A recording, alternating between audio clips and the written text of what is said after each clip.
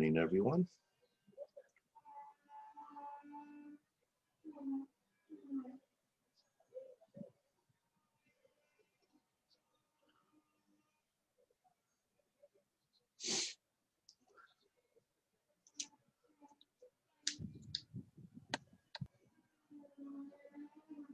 All right. I'm just gonna wait a couple minutes or a minute. Get arrive.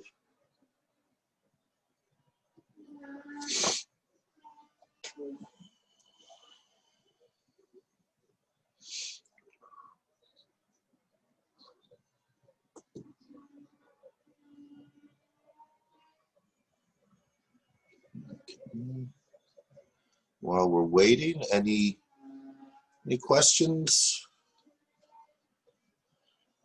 concerns? We are going to finish up with Billy Budd today. And a reminder that next week you have your midterm exam.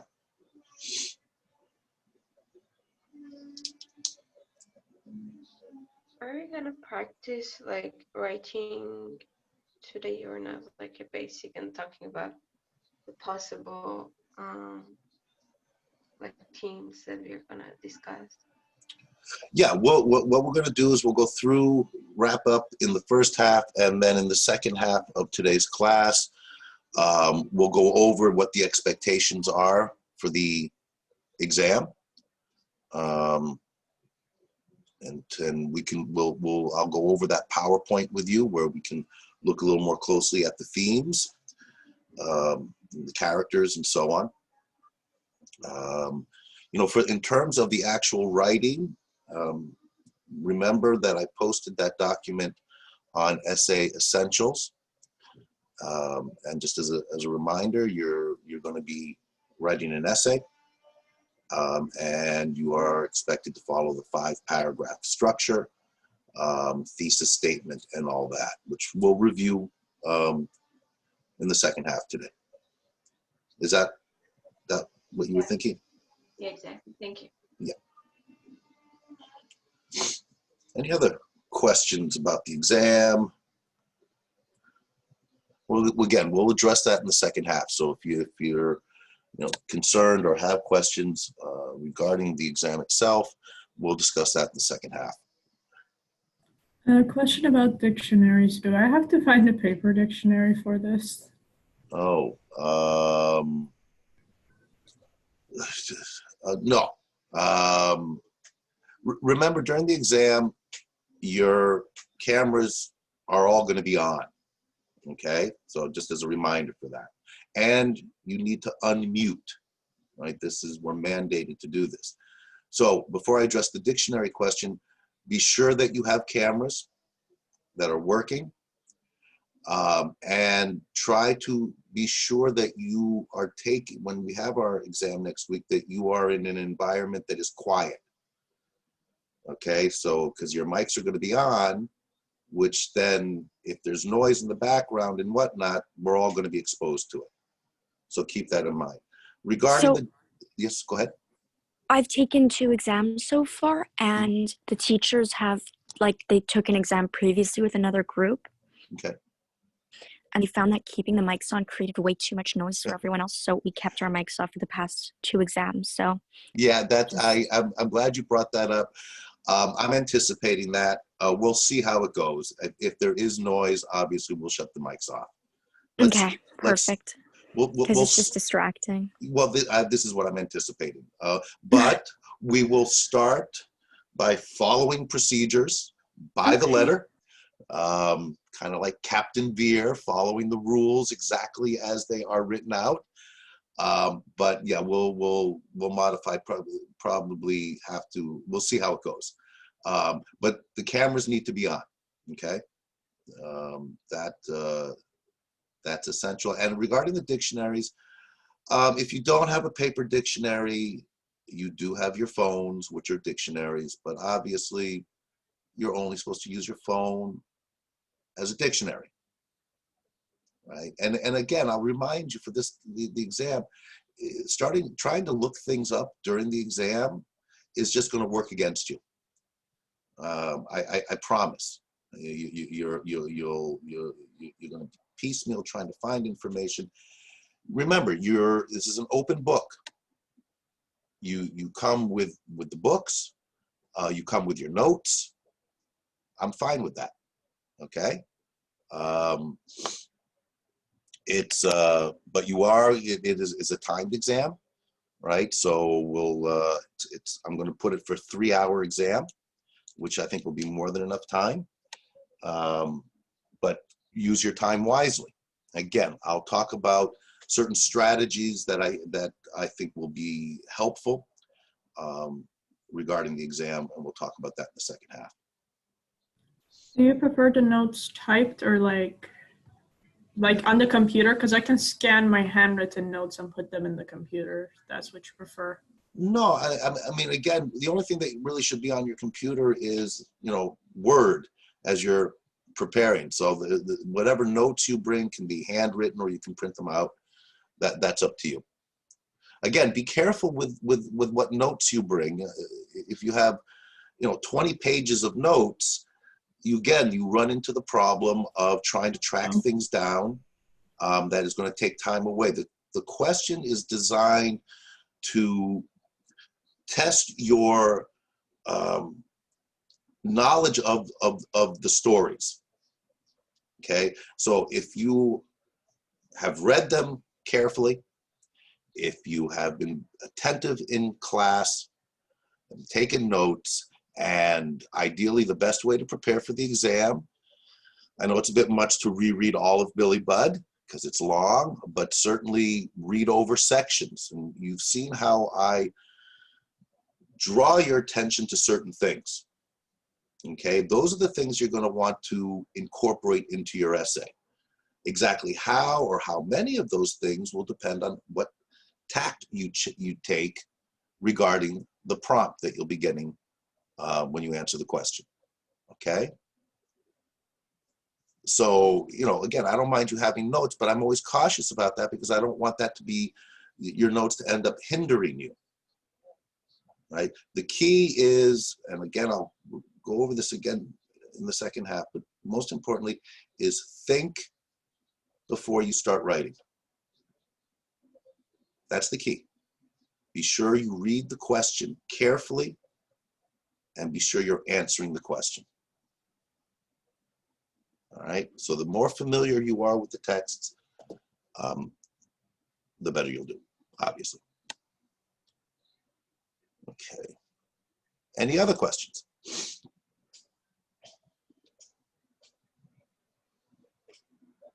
Okay, about the exam, again, we'll come back to it. What about, yes? You said the exam is written on Word.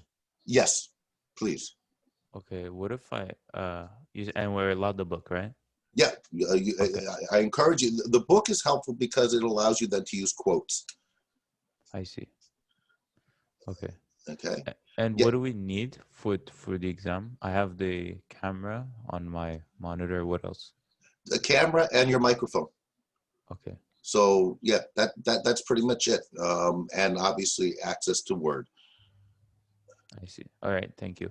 Yeah, and for everyone, I really do prefer Word over a PDF. Okay, because that allows me to put my comments in a way that I'm accustomed to.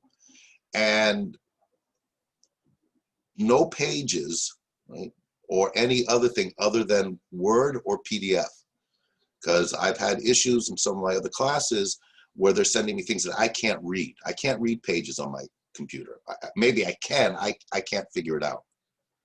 All right, so Word or PDF, preferably a Word document. Okay. All right. Questions about Billy Budd? Observations? Comments? We have finished it now. So that way we can bring everything together. Review what the themes that we've been discussing and now be able to apply it to the text as a whole. Honestly, I'm just really surprised that he actually ended up dying, because I don't know, I feel like I just felt like he wasn't going to. Like, I felt like there was gonna be some twist ending that would just change his fate, I guess. I don't know. Yeah, no, it's disturbing, right? Yeah, surprising because we're looking at this character that's come to represent this kind of pure innocence, who dies. And that's, of course, one of the big questions, because this is where we really have to be looking and assessing Captain Veer, right? Because it's Captain Veer who decides basically his fate ultimately. And one of the things we have to be asking ourselves is, was Captain Veer right to do what he did? And of course, note that we have these chapters after Billy's death that kind of wraps things up, or does it?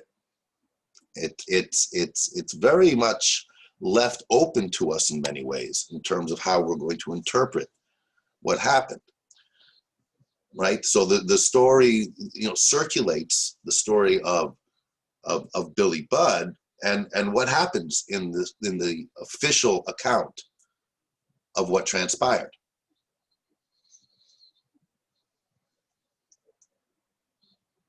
What does the newspaper say about the incident?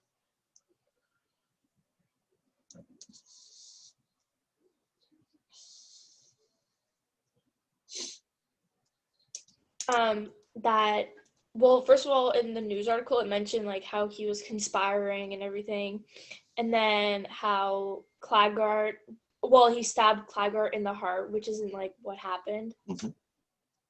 And anyway, they just like portrayed him to be like a villain, I guess. Yeah, I mean, very much so. The newspaper account is not factual, at least according to our narrator. It's Billy is stabbing Claggart instead of hitting him.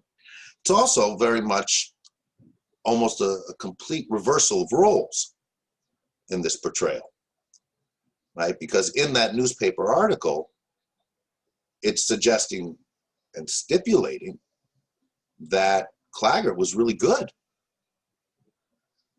and it was and Billy is really bad, and it was and Claggart is to a certain extent is made into a hero by confronting Billy and stopping him from leading a mutiny. He sacrificed his life to save the ship, right? So the irony there is huge, right? And this is the account that circulates. What else? About the death of Billy, right? So we said it was kind of surprising and shocking. But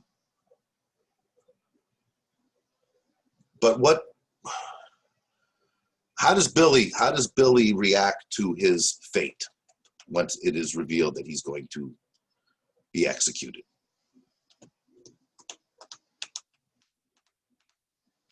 Keeping in mind what we've been discussing in terms of Billy's character.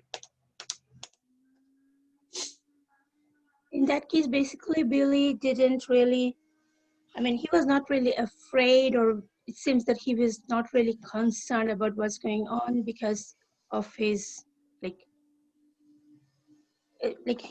narrator compares it with the barbarous and the civilized, Mm-hmm. civilized community, because Billy was not concerned. He is innocent. He doesn't understand, or he doesn't really realize that how horrible will be regarding his fate, and which concerned civilized person would react in different way. So you say like a civilized person would react in a different way. How would a civilized person react to knowing not only that they're about to be executed, but they're being executed? I don't know. Maybe they will try to defend themselves. Like they will try to okay, I need an advocate or whatever in this way. Which right? Billy, I think that Billy was so quiet and calm because he knows that he didn't do anything wrong in terms of like mutiny or things like this. So he thinks that, okay, I killed him. It was my, I don't know, like, I defend myself in terms of that I didn't do anything wrong, Mhm. which Clagard blamed me about. And that was his only, I don't know, like, Right. So, did Billy do anything wrong? I mean, yeah, Claggart's accusing him of something he's not guilty of. But Billy did kill Claggart. yeah, I mean, he didn't say anything. He was not able to say anything. So he said in this way that I'm not wrong. I didn't do anything. I'm not, yeah, I'm not guilty. That's it. If Billy feels that he's not guilty of anything, then why wouldn't he argue more for, as you were saying, to have a different kind of trial where he could defend himself? Does that matter? I mean, this again, what I'm leading to is Captain Veer and everything that Captain Veer says about why they have to proceed in this way. Right? It's acknowledged, and well, we know that Billy is not guilty of insurrection, of any kind of mutinous behavior. But what does Captain Veer say about that? Does it matter? Yeah, sure. Karen wants to add something. Yeah, sure. Sorry? Karen, she wants to add something. She wrote in the, so yeah, Karen. Oh yeah, of course. Sorry, Karen. I just saw the chat now. Yes, Karen. Okay, it's about a reference. It's from The Tiger's Wife. I remember that it said children die in hope. Well, like old people like die in like worry and you need to aid them, like hold their hand. But when a child is dying, that you want the child to hold you because you're worried for them. Mm-hmm. So I feel like this kind of relates to like Billy, how he's baby Bud in Right. some sort of way. Like he's a baby and he's not worried about the fact he's dying. I feel like that kind of relates to that reference in that book. Yeah. Right. So, I mean, again, it is baby Bud, and he is in this state of innocence, and he seems to accept his fate. And others seem to be more concerned about his fate than he is, right? But And one more thing is about the fact that he's calm. I feel like he accepted that he did a mistake and he's trusting Captain Veer's judgment on this topic. okay, that's an important observation, right? Because what's the last thing he says before he dies? Right? Something like Captain Veer is right. I don't know. Yeah, God bless Captain Veer, along those lines. So it seems to be that he is not just accepting and acknowledging, but he seems to be wanting his last words to let everyone else know that he understands why Captain Veer did what he did. All right. So I feel like by doing that, he kind of calmed down the mutiny a little. Yeah, certainly, because what is the response of the sailors? Right? They repeat his what he says about Captain Veer. Okay, in this almost ritualistic execution. And of course, that leads us very much to be contemplating, did Veer act appropriately? Does Billy think that Captain Veer acted appropriately? Well, Billy certainly does, since he's in support of the Captain Veer's decision. And as for Captain Veer, he's struggling between his conscience and the rules that are set beside him. And Right. he So chooses to follow the rules in the end. So again, he chooses to follow the rules as opposed to his conscience, or He uses is his conscience, he like to justify his decision. to justify, to rationalize his decision, he uses basically the law, right? But if you remember in the courtroom scene, right, the others are questioning this, right? They're challenging Captain Veer, saying there are extenuating circumstances in this case.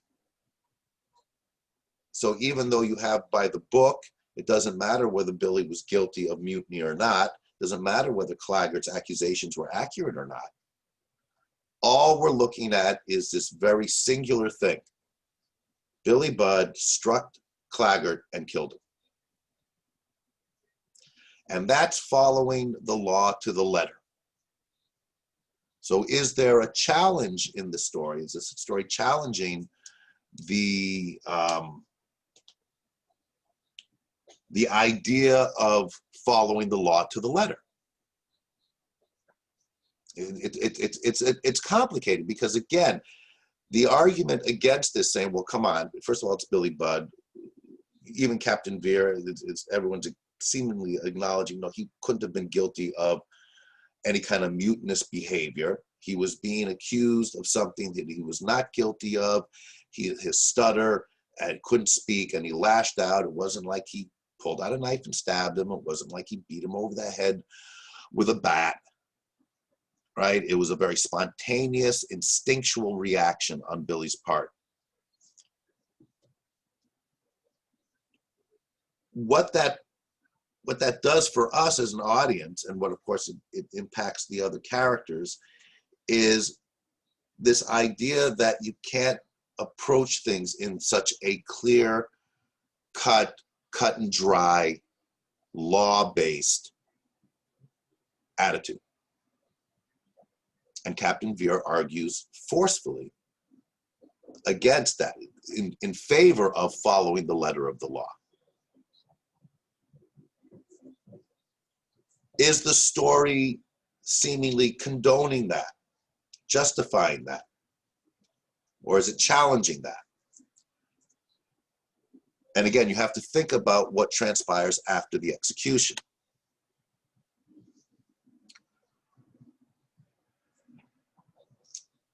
Always coming back to the question of, well, there's so many questions, but in this particular one, did Captain Veer do the right thing?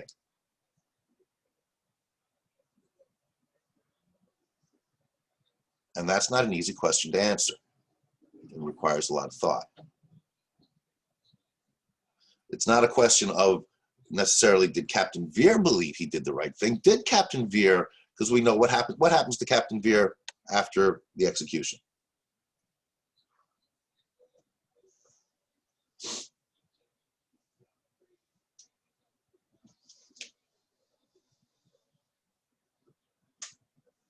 Anyway.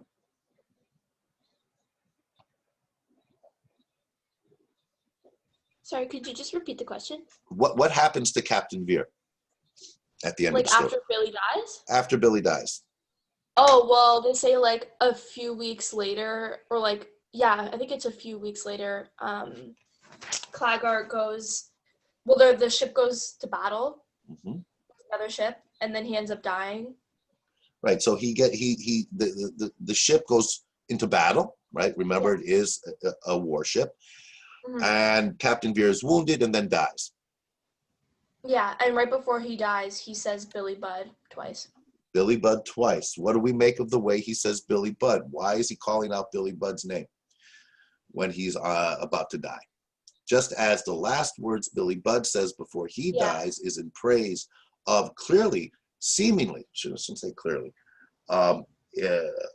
in praise of Veer. What we get is different with Captain Veer. He doesn't say, God bless Billy Budd. He just calls out his name. I feel like it might be like a little bit of regret, maybe. I don't know. That's It just seems like I guess not like an agonizing him like Billy Budd, but I don't know. I just feel like it was more emotional than the praising that Billy did, I guess. yeah, certainly. Well, more emotional. That's we're not sure. We're not given much there to be able to decipher in what manner, what tone Veer calls out Billy Budd's name. Is he calling it out out of a sense of regret? Oh, Billy Budd, Billy, well, what did I do? Or is it something different?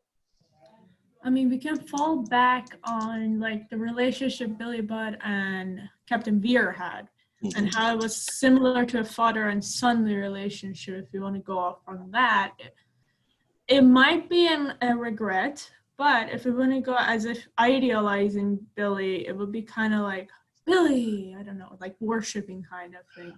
Yeah, or even calling out to a certain extent. If we play off the father-son relationship, it's Billy, in a sense, like, Billy, I'm coming to join you now, right? Yeah. Now that's going to start drifting off into, the theological dimension here, right? So let's jump back to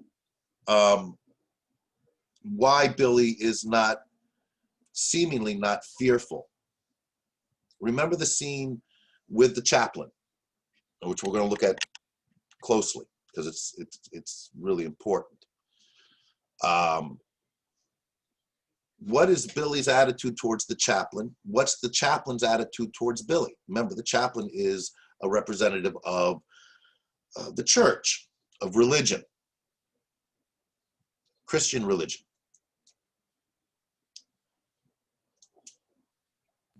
I mean, the chaplain came in to like soothe him, kind of. I don't know how to say this, but then Billy's just like, Well, that's it. He sleeps. The chaplain comes back in the morning to see him because he was sleeping calmly. Like the chaplain sees Billy not worried, and Billy doesn't seem all that concerned at all. So, and how does the chaplain respond to that?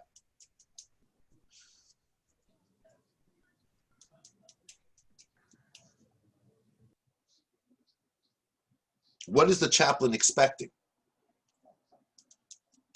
from Billy?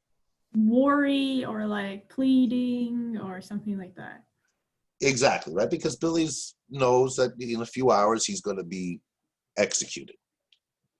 And the chaplain comes in a typical fashion to comfort him, offer him means by which to salvation, to confess and have salvation. And the chaplain is very much struck by Billy's seeming lack of concern or interest in this idea of salvation, and his seemingly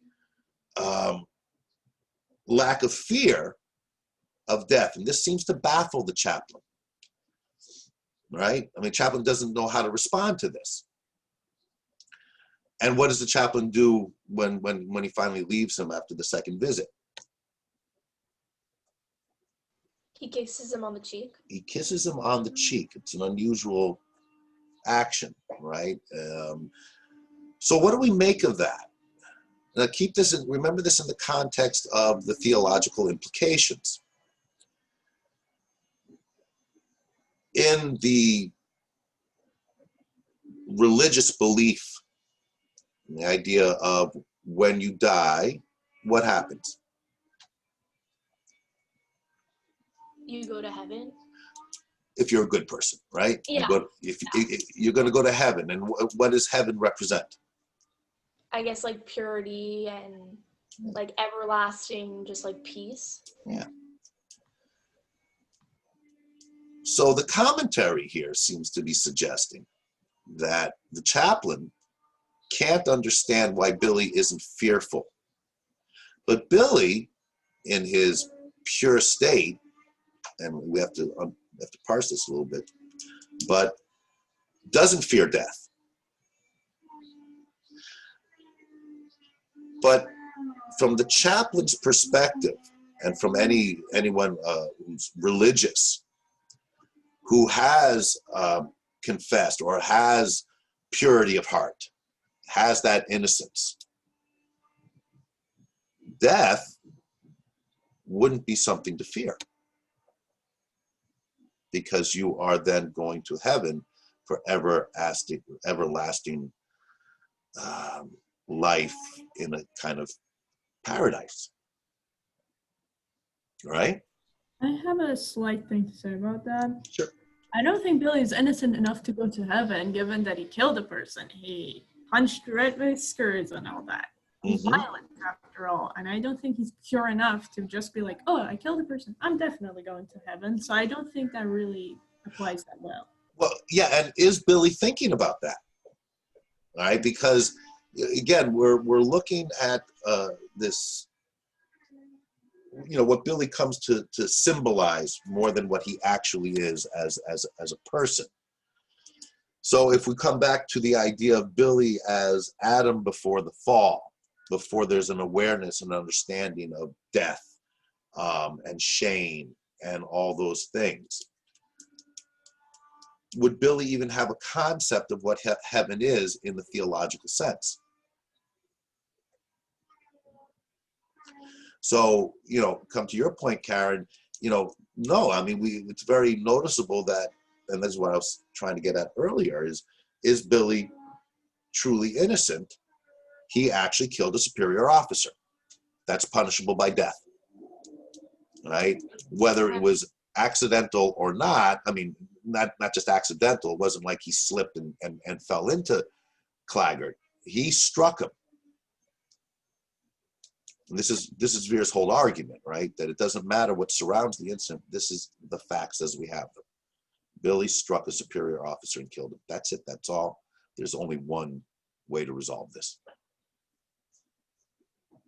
I think that a story is like arguing the law to like, because it's the law that says if you kill like someone who accused you of something wrong, you should die too. Like it's called a murder and you should die. But like that's not God who defines like good or bad thing. You know, it's a law. And, So and the law, right, in this case, very much pointed out to us, this is the law of a society at war, right? It's martial law. They're on a warship. And that law is man-made, right? It's made and yeah, constructed. that's what I'm saying. It's not God who decide. Right. And so where, on that note then, where does God fit into this, since we've had so many biblical references and theological implications? Where does God in this story fit in? Does he? He, she, whatever.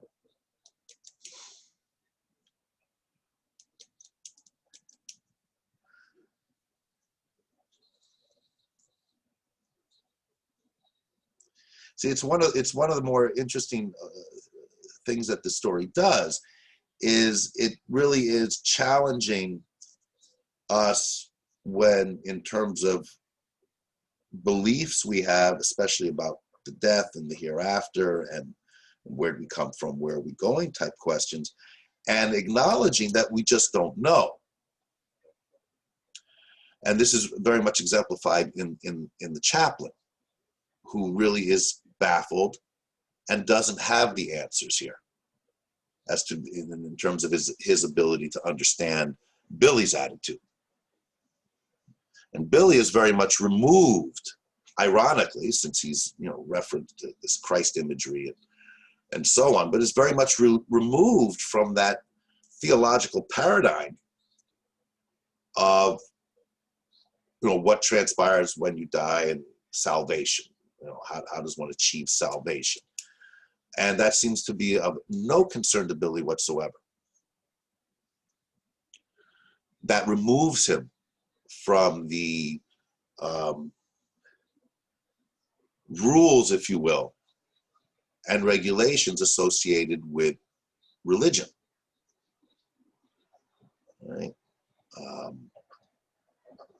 And what that's attempting to do, I would suggest, is play off, you know, to a certain extent, this idea of law, the man-made laws that are necessary for society to function, versus theological laws that stipulate that if you do this and you ask for salvation, you do confession and so on, then you can live everlasting in paradise, in heaven. And in a certain respect, also a third type of law, the law of the individual. Right? Remember, that comes back to that conflict between the individual and society. And in that conflict,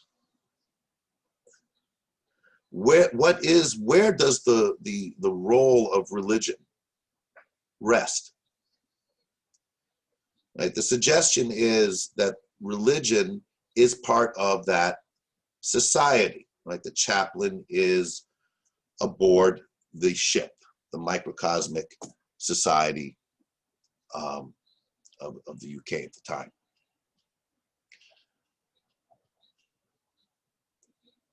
But where is that religious sensibility within the individual? And I think that's what Billy is representing. He's not part of that society. He's removed from it in many respects. He can function within it, and he's well liked when he's functioning in it, but he's always marginalized. In a good way. There's the handsome sailor that everyone gravitates to,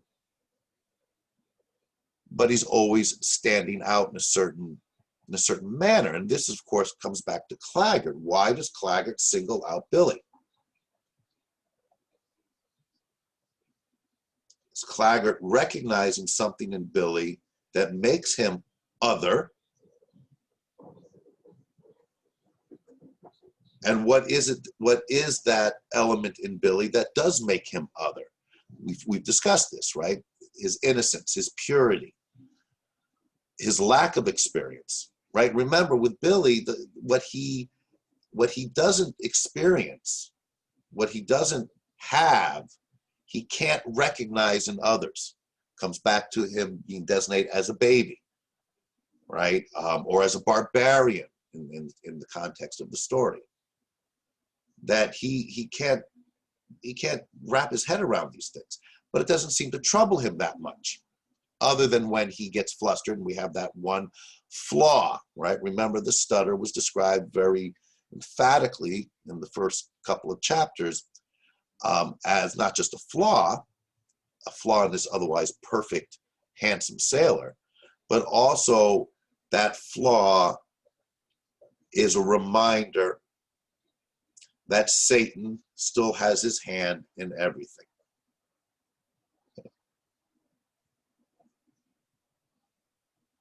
There's, and this is one of the things, as I said, there's no cut and clear answer. There isn't.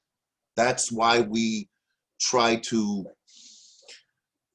sift through it to try to get a better understanding of the difficulty, the quagmire that we're all in trying to navigate through these really unanswerable questions, coming down to the most basic: where do we come from, where are we going, what is the nature of good and the nature of evil, where do we get our concepts of good and evil, if not from religion, right? I mean, that seems to be one of the things that's being explored here, because without religious certitude as to what's right and what's wrong,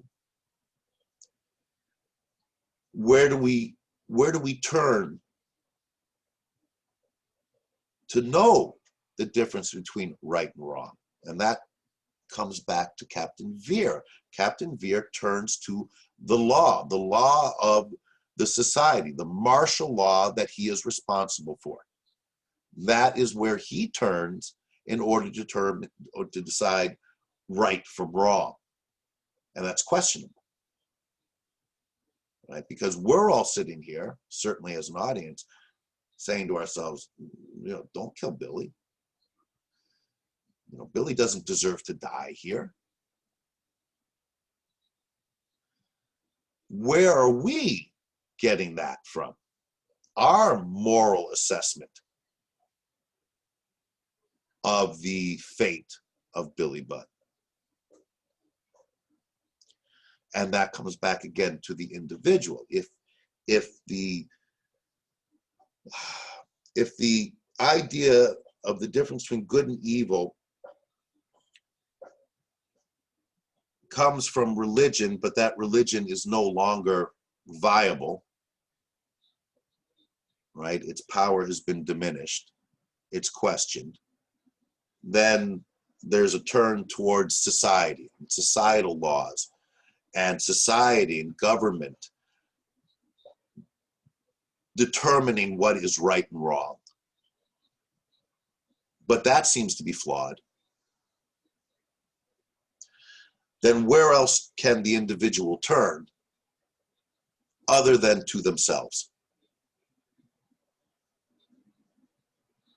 And what seems to be suggested is there is an inability in our society, or the society of the time that this story takes place, for the individual to be completely reliant on themselves to determine these issues. That there's a need to have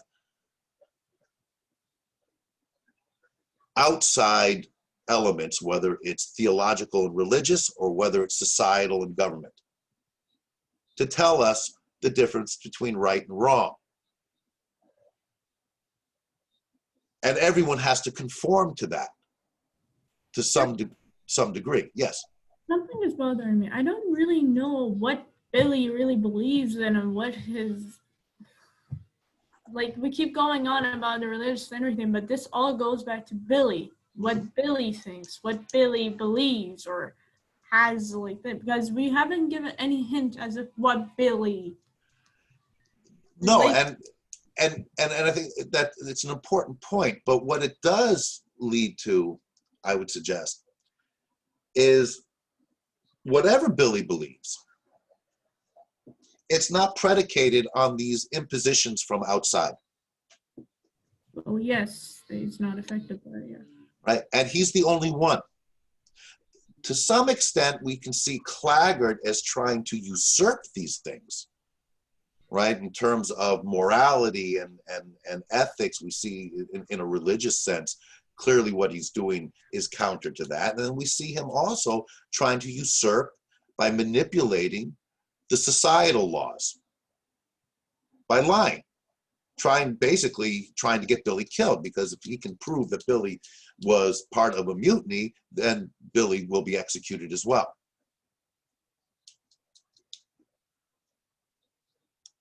We don't know why Claggart does what he does.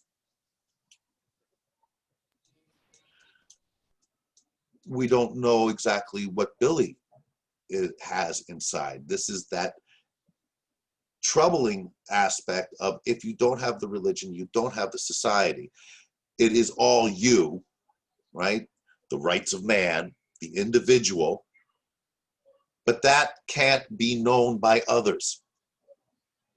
That's a personal, individualized concept and set of laws that the individual formulates outside, in the case of Billy and to some degree Claggart, outside of the rules and regulations that everyone else is adhering to. And that can be a commentary on either way, either the need to have those outside forces give us some scaffolding by which to determine what is right and wrong and how to live a life, versus, you know, a purely individualistic approach to it, where those imposed laws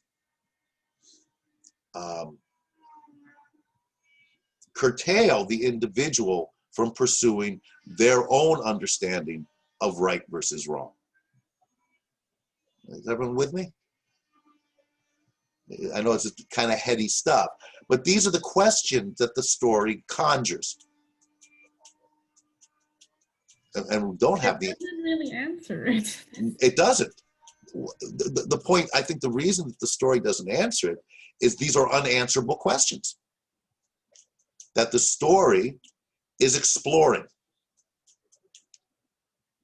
Right, and we saw a bit of this over with the Metamorphosis as well. These are really, these are the questions that have been questions that human beings have been asking since they had consciousness. And the fact that they are unanswerable, because we just don't know what does happen after death. We don't know. But the fear of that death, the fear of that unknown, has led humankind to develop systems of belief, sometimes dubiously obtained, that will allow the individual to have some guidance in terms of navigating through these unanswerable questions. And some of these to the point where they no longer question it, they can latch on. If we come back to the chaplain and the idea of Billy not fearing death, whereas the chaplain is surprised by that, again, if you are a true believer and you are, either through confession or whatnot, absolved of your sins, then why should you fear death? But they still do. Billy doesn't. Seemingly doesn't. And that's curious. And is that because he is removed from the system, the theological, religious system, as well as the societal and governmental system? And then that would come back again to Claggart. Is Claggart somewhat removed from this as well? Which would allow him on the other side of the spectrum to engage in such destructive and arguably evil behavior. Right? And that, of course, we're alerted to be looking at this because of the clear conflict in the story between good and evil, innocence and experience in quotes. And I sense, from Karen and I'm sure others, the frustration is, well, tell us the answer. We rarely get that in art and literature. We're given perspectives, different perspectives than we get in any kind of empirical, analytical assessment of the situation. To see how these questions are imbued in everything in terms of our thinking and how we live. And that we don't have answers, so we want to keep exploring to see if we can get closer to an answer or closer to an understanding. Always with keeping in mind that we can't have any absolutes here. So ultimately, we make choices as individuals, not necessarily just in terms of what we're going to believe, but how we're going to deal with it, right? If we don't have answers that give us comfort, and that's often what religion does. Religion gives us comfort that there's hope, there's a future, there's salvation. Society gives us hope through their rules and laws in the perpetuation of that society and our place within it. And that gives comfort in dealing with these things. But is that enough? If you challenge it, if you're saying, look at the law that Veer adheres to. It is the law. It's logical. Veer makes that very evident. But is it right? Did Captain Veer do the right thing? Keeps coming back to that. Whether Billy forgives him or accepts his decision or not is less the point than the challenge that the story offers to us to make that assessment as well, predicated on the events of the story. No one wants to be responsible for another person's death. So because of that, it's just he uses the law to justify this, but in the end, it still falls upon that person who says the last word. Because of that, it's really hard to see it because you don't Right. want the person who put the law down is not there, standing there, seeing the person being executed, for example. They're just Well, telling the other people to do this if this happens, but there's right. always circumstances and everything. Well, the couple of things there. First of all, no one wants to see anyone else killed. Well, Claggart does. No, like responsible for another person's death, like normal, like people with good conscience. But Claggart Okay, has like, it's portrayed as this evil being. right. But this is where it gets interesting because, you know, when we say no one with a good conscience will ever want to see anyone else killed unjustly and so on, and we have to put in that unjustly, because Veer is responsible directly for Billy Budd's death. And is Veer a man of good conscience?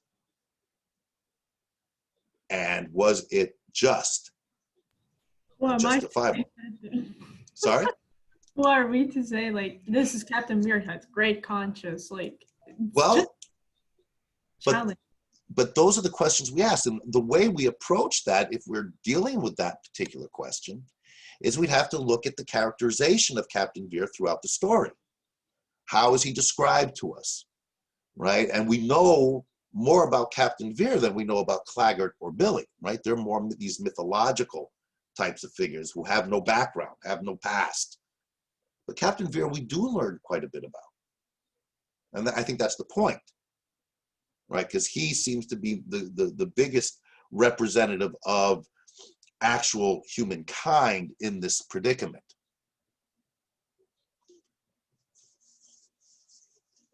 And he is directly responsible for Billy's death, and we need to question whether or not only was it justifiable by the law, because the argument would be it was justifiable by the law. Does that make it right? So, Not necessarily. well, this is where the questioning of how our society functions, both in terms of civil law and religious law, how does it function within those two laws? And is it, because it proclaims itself to be just, right, and right, is it? And if it isn't, what does that say about our society? Is this the best we can get? So we just have to live with it. Is that part of what Billy is experiencing? He's saying, you know, I understand it. It is what it is, and we just have to accept it. Is that what Captain Veer is saying? How do the sailors respond? Right? How do they absorb this? We see how history records it in the article. They invert it, they debase it, they change it. Commentary there on the media. You know, the fact that it is for the general public. I mean, I feel like the newspaper is kind of like trying to make it seem like this decision was the greatest decision. This guy just stabbed a person. This is so cut and clear that he's guilty. That's what the newspaper is trying to do. Yes, and compare that with the way Captain Veer makes the same argument that this is clear cut. This is what we have to do without having to embellish or inverse the roles, right? So we have the newspaper article, in order to justify the execution of Billy Budd, has to not just embellish, has to really change it, right? And tweak it. And we see in that article that Billy and Claggart reverse roles. Claggart is now the good and Billy is the evil. And that's necessary for the article to resonate, suggesting that if the article was written giving the facts as we know the facts from the narrator's assessment of what transpired, that wouldn't fly, that the reaction of the population who are reading the article would go, whoa, whoa, whoa. So they would, in fact, as do the other judges in the court, they would challenge Captain Veer's assessment about how to proceed. I mean, this is, I don't know, it's just a society function. They want to seem to the people that everything is good. You don't need to worry. Our judgments are clear. You don't have to think that our society is in any way bad. So we see this machine, in a sense, right, of the society, which now is spilling over into the media, right? Of course, influenced by, I mean, the media, the reporters who are going to write that story, where are they getting their information? The suggestion is that the account of what transpired that was related in the article, the newspaper article, came from the military, came from the society. The reporter goes, what happened? Well, this is what happened. This guy, Billy Budd, stabbed his superior officer because the superior officer was about to expose him as a mutineer. And that would have been a conscious decision, not so much necessarily by the reporter's part of the system, as much as it is from the hierarchy of the society who is disseminating that information. We need to change it. We need to lie in order to preserve our society, which is a further questioning of the laws that are structured to enable that society to function. And that seems very much to be a commentary that the story is making. Okay? And it does the same thing with religion. It's challenging these precepts that are, you know, remember at the time that this was written, this is after the Enlightenment, when science, and we have to look at that as well, right? Skepticism, scientific skepticism regarding religion is very much in play here. This is with the diminishment of the power of religion in terms of how it was revered as a means by which society should function according to the tenets of Christianity. I'm sorry to interrupt. Sure. I was just going to say the Enlightenment, though, is also not just about it. Well, this is like my impression of it, but also like what I've learned from other courses like philosophy. It's like almost a transition from the state to the individual. Mm-hmm. Like it's more the fact that the light is being shined on the individual, and it goes back to like existentialism almost. It can be tied to existentialism. Right. Well, existentialism, keep in mind, was a philosophical movement that came much later. It is, but it's like it kind of like backs up that kind of theory, and I see this like theme in the book. Yeah, no, and I think that's quite astute. I mean, I think yes, it very much the rights of man, right? That's coming out of the Enlightenment, the emphasis on the individual over the collective, if you will. Right? Remember that society, the individual versus society leading up to the Enlightenment, was very much a society that was, to a large extent, infused with theological and religious belief. All right? This break, yes, from the individual versus the collective and the society, more emphasis on the individual, more emphasis on the individuals, giving the individual credit for being able to think for themselves. Very much so. That's a big part of what this story is about. But how's that working out? And that ultimately did lead to existentialism or concepts related to existentialism. But again, that's still something that's in flux. It's still something we're dealing with today.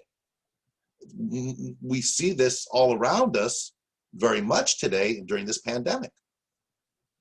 And we see how it leads to extreme conflict, right? One of the big elements of the anti-maskers, right?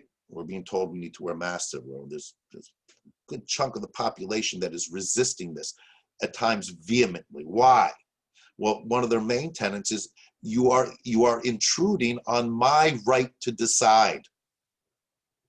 So this conflict between the individual and society, which was highlighted very much through the Enlightenment, right? It wasn't so much questioned before then, but very much is brought to the fore as a result of Enlightenment thinking.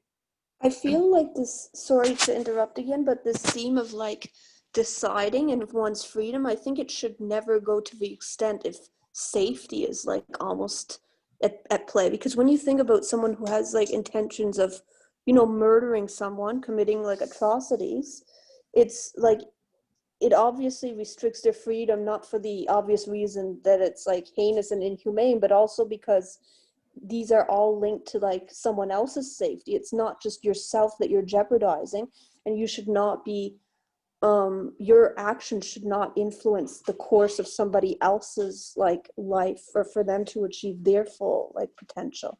Well, and that's the dilemma, right? How do you strike that balance? How do you strike the balance between the individual and infringing upon the individual's right, or imposing certain rules and regulations that is determined by the government is what's best for society to keep the society safe? And that would come back to Captain Veer's argument, that he is justifying what he did as a means and a necessary means to ensure the safety of the ship. So again, when we put it into the context of today, absolutely, you know, the idea being, you know, you wear the mask, it's not just about you, it's a means by which to protect your fellow citizens.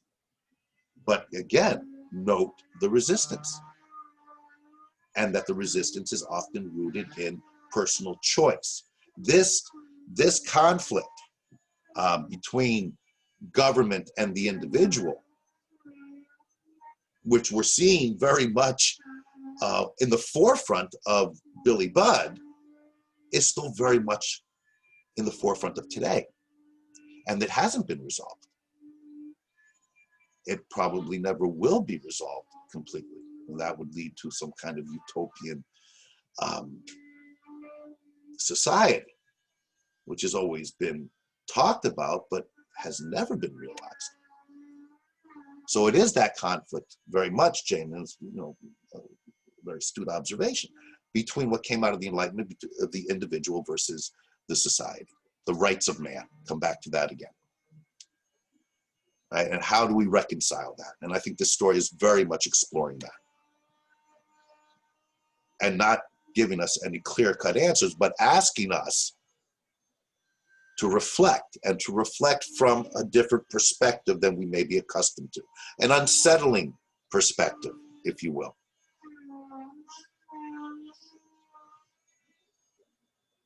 Any other comments on this? I know this is a fairly heady discussion we're having, but the story begs for it. Other comments about these particular themes? And we need to look now, because we've been talking about them in relatively general terms, and now we have to see how it manifests in the text itself.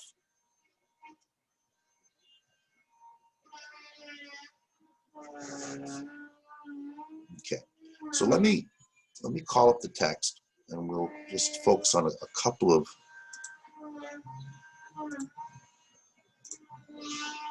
okay.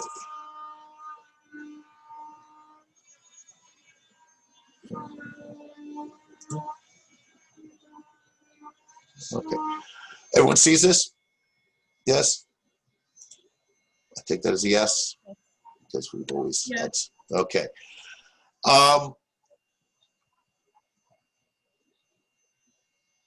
This lengthy chapter 25, very important chapter in the book. What do we make of it?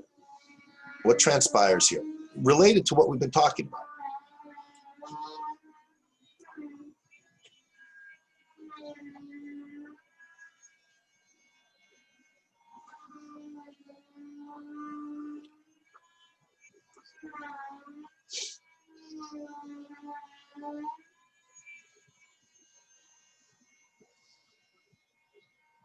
what's going on here?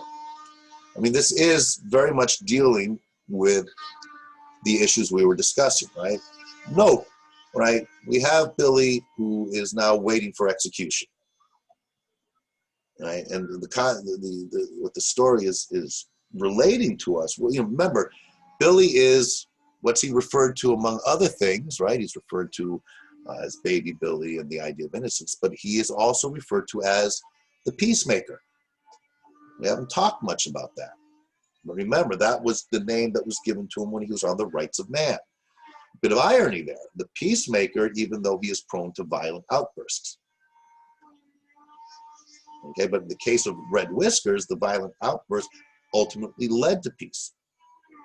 Of course, it had just the opposite effect on the Indomitable. But again, to emphasize this complex idea of innocence and peace, right? The idea of being able to maintain the role as a peacemaker in this environment, as opposed to the environment of the rights of man, right? In this environment, he is on a warship. And if we look at the descriptions here, right? Where is he? He is, lying between the two guns, right? Very much emphasizing this contrast between Billy, innocent peacemaker, and waiting for his execution, having to lie between guns. The opposite of peace, right? Note as well the way that Billy is described. Okay? Colors, right? We always, symbolic importance of colors. The emphasis here. Right? White jumper and white duck trousers. Okay? Each more or less soiled, dimly glimmering in the obscure light of the bay like a patch of discolored snow in early April. So what's that suggesting to us? What's that emphasizing? What's that reminding us of? What do we associate with white in this case? Innocence. Right? All those things that we have been recognizing that Billy represents and symbolizes, innocence, the peacemaker, and so on, can really be encapsulated in the color white. Right? White is traditionally understood in this context. But note, at this stage, again, in reference to this purity, right? White is this idea of this pure color white, in this idea of this pure innocence that seems to be part of Billy, but of course not completely. Be too easy that way. The white jumper and white duck trousers, each more or less soiled, dimly glimmering in the obscure light of the bay. Right? The light is obscured. Right? Light suggests the ability to see, recognize. Like a patch of discolored snow in early April. So it's suggesting that this purity, this innocence, is now tainted.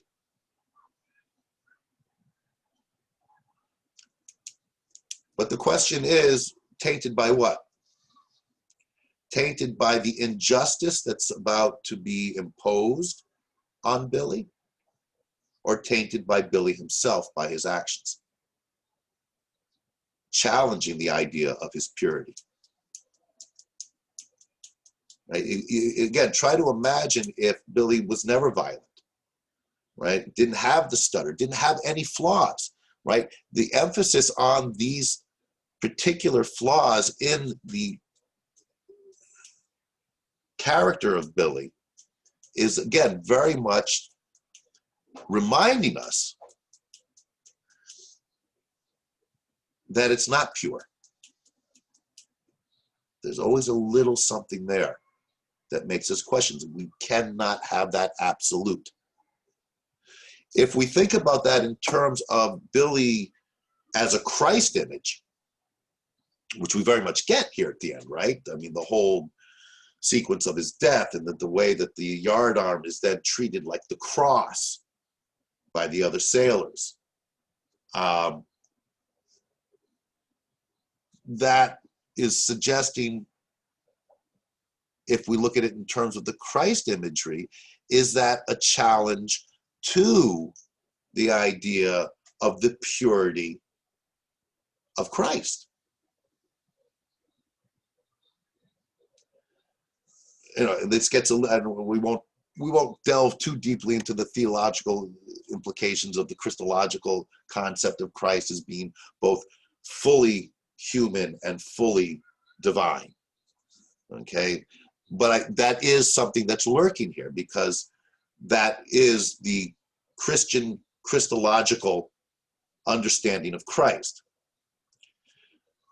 So if he's fully human, with all that entails, that includes flaws, but purely divine at the same time means he has these other qualities, this dichotomy that's at times struggling. And I think that's very intentional here by portraying Billy like this, and furthering the comparison with Christ, because these can be seen as human flaws, even though it's suggested that Satan had his finger in his calling card in terms of Billy's stutter. But it's also not just his stutter, it's his proneness to violence, which also then links to the references to him, to pagan gods and barbarians, all right, the so-called uncivilized. What constitutes uncivilized? Well, if it's removed from the Christian concept of civilized, right? If it's not Christian, then it's uncivilized. It's barbaric. So Billy has all these elements in him.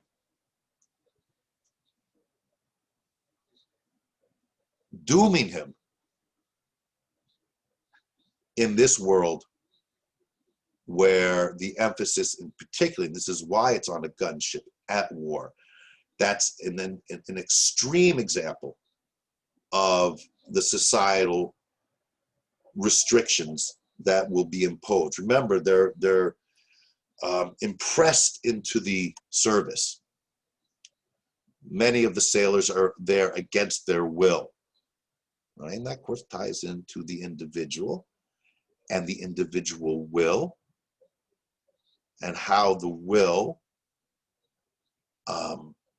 clashes with the societal impositions, and how is that balance struck in order. And this comes back to the ideas entailed embraced by the Enlightenment. How do we find that balance so that we have a functioning, progressive society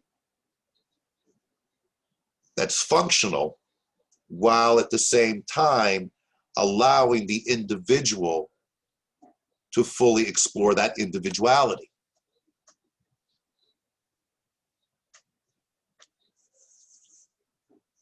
And that's still being struggled with.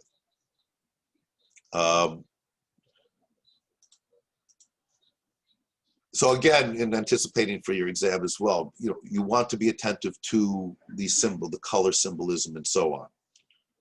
And what's I saying? And again, here very much this white-clad Billy, but soiled now, but still representing that innocence and as the peacemaker who is lying between the two guns as he waits his fate. It's quite a striking image. Then we have this business with the chaplain. We talked about it, but now we have the text right in front of us. So,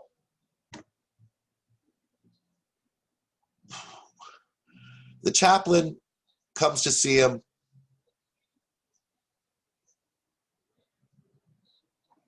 Then comes back. Billy, who is sitting here waiting now for death, now awake to his surroundings, noticed his approach and civilly, all but cheerfully welcomed him.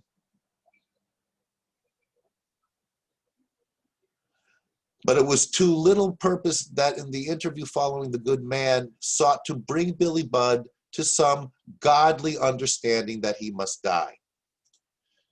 And note the language here. He's there to bring Billy Budd to some godly understanding that he must die. And it dawned. True, Billy himself freely referred to his death as a thing close at hand, but it was something in the way that children will refer to death in general, who yet among their other sports will play a funeral with hearse and mourners. So at this point,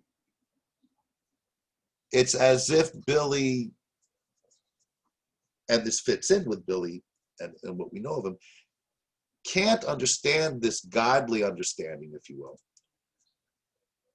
because he can't understand death. And if he can't understand it, if it's a concept that is beyond his comprehension, then it becomes more like with children, it's just a game. You know? It comes back again to Billy's inability to recognize that Claggart was down on him. Because Billy can only, this comes back a bit, Jane, by the way, to your idea of existentialism, but for another conversation. He can only know that which is in his vision of his limitations of himself. If he is incapable of behavior like Claggart's, he can't understand it in others.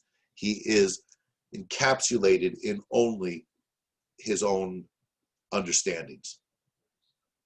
That's the innocence. That's the childlike nature of Billy Budd. So he doesn't understand death, so he can't fear something that he can't even comprehend, can't even conceive of, is what's suggested here.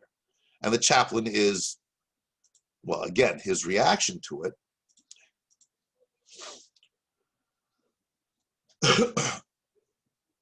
So again, note here, I want to wrap up this before we move for our break.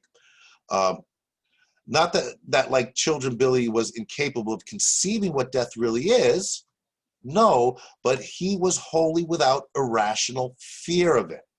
Okay, so he has, I mean, again, he knows what the term death means. But again, it's a full comprehension of what that suggests, which no one can really understand, right? He was wholly without irrational fear of it, a fear more prevalent in highly civilized communities than the so-called barbarous ones, which in all respects stands nearer to our unadulterate nature. And this, again, barbarian Billy radically was. I think this is very telling in terms of the idea of what constitutes a civilized society. Note it says he was wholly without irrational fear of it, which is suggesting that the fear that others have of death in the civilized societies is irrational.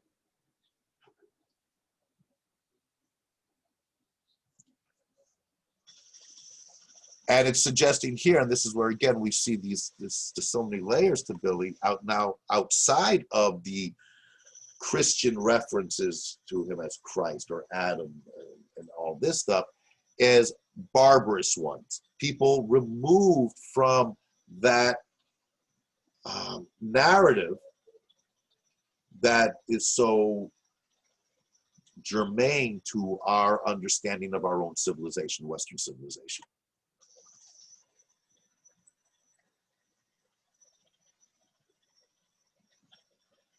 Equally futile for the chaplain was his efforts to bring home to him the thought of salvation and a savior. So here again, with all these references to Billy as a Christ-like figure and biblical references associated with the Bible and Christianity, Billy seems to have no concept of Christianity whatsoever because he doesn't understand the concept of salvation or, and very specifically here, the Savior being Christ. Billy is removed from that narrative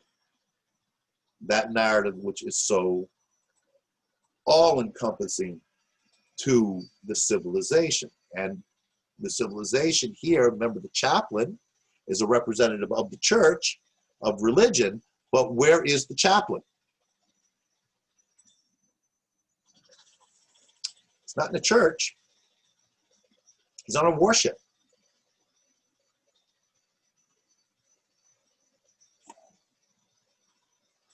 How much does the theological elements of what the chaplain represents, how can they function properly in a state of war? And of course, that's what we're being asked here.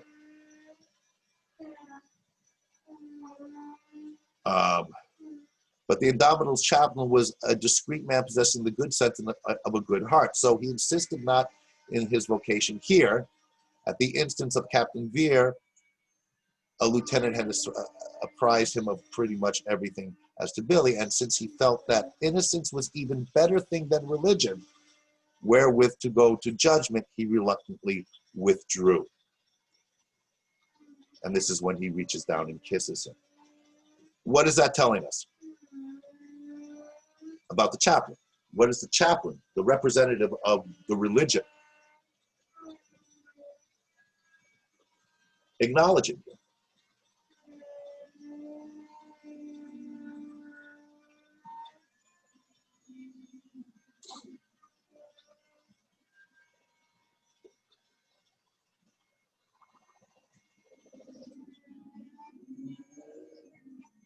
Well, there's something better than religion. Something better than religion in dealing with imminent death, which of course religion is very much rooted, all religions are very much rooted in addressing the fears and anxieties associated with thoughts of death.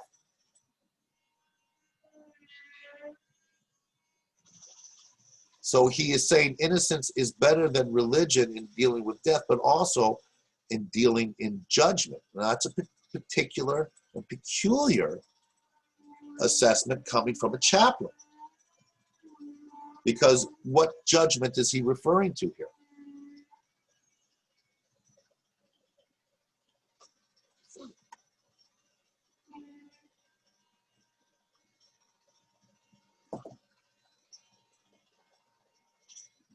Is it the judgment of God? Right? The ultimate judgment after death? Are you going to go to heaven? Are you going to go to purgatory? Are you going to go to hell? Right? It's God who makes that final assessment, that final judgment on your soul. And if it's God that makes that final judgment, that's a God of a particular religion, how could it be that innocence was even better than that religion when approaching that judgment? You know, in accordance with the basic dogma of Christianity, there are certain things you have to do in order to have a favorable judgment from God.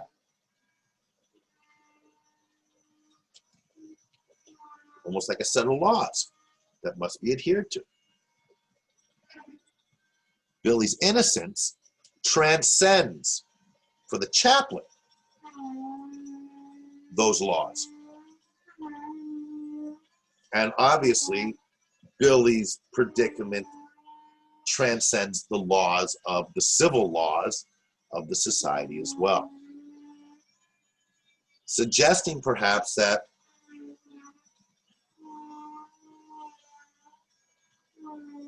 there's a third set of laws, individual laws that the individual can draw up for themselves, or that without those imposed laws of religion and society, the individual has a kind of freedom that is not bound by laws. If nothing else, just the law, right, a law in quotes, that seems to stipulate that you should be fearful of death, because if you don't die right, you won't find salvation. And that doesn't seem to concern them. So is that not a demonstration of a certain freedom from these laws and impositions that society and religion place on the individual?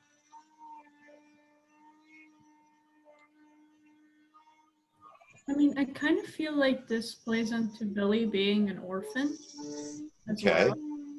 And how this is not passed on to him from a parent or anything, to have this fear or like, because he doesn't have that connection to someone that he wants to stay alive or like continue doing something, a really like upper purpose in life, you know?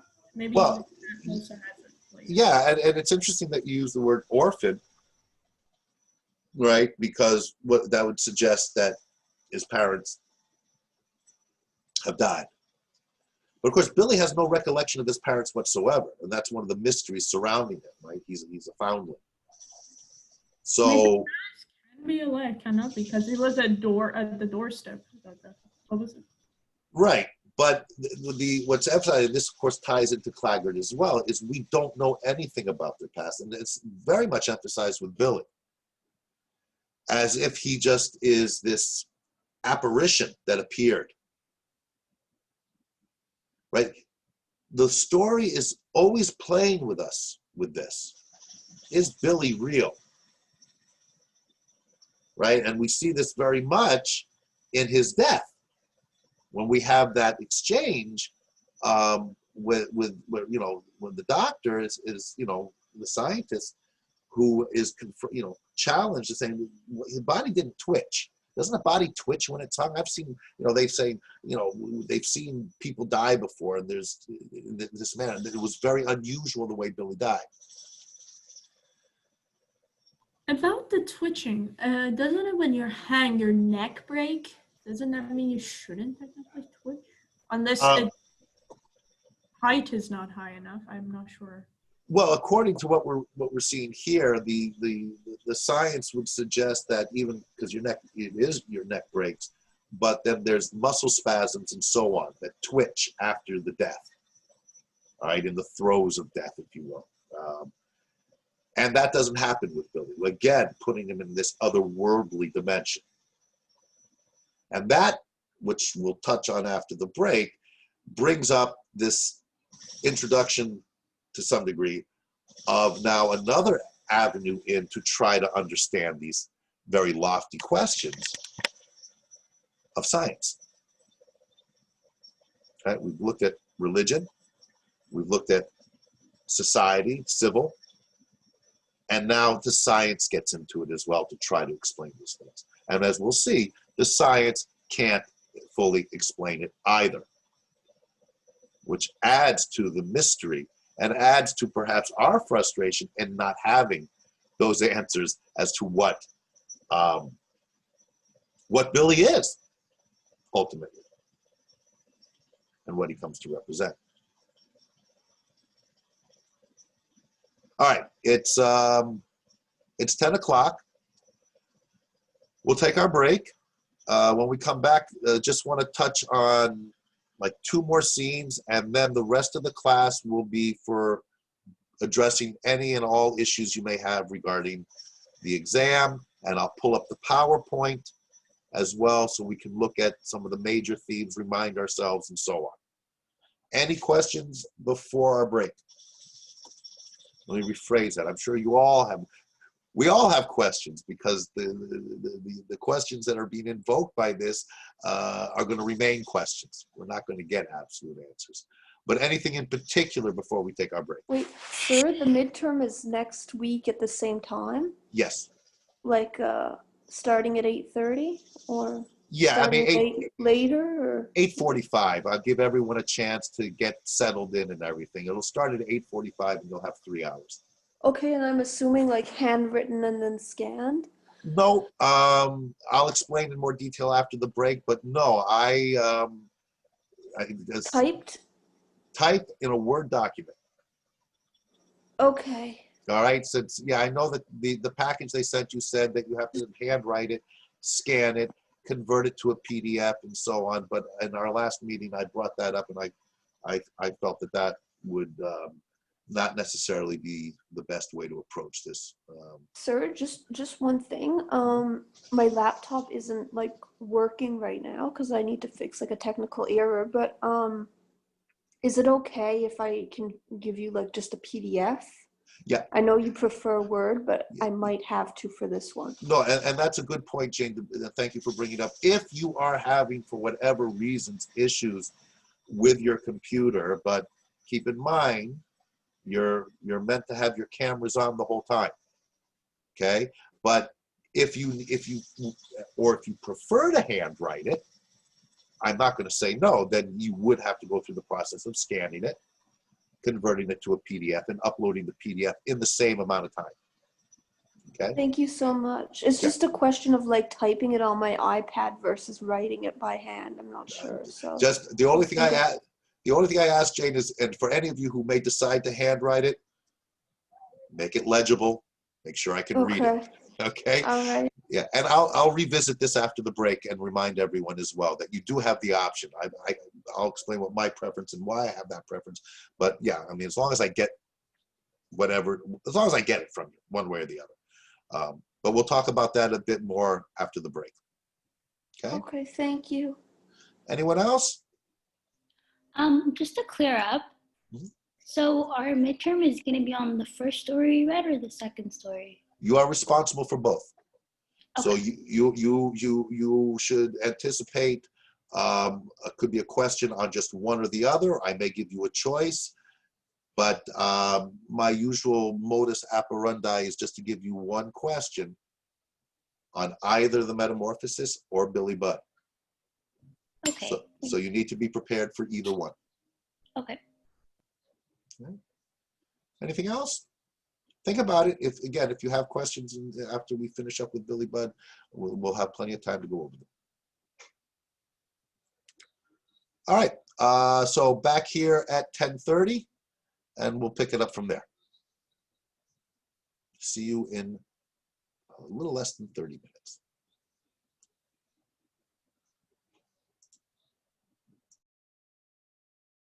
There we go.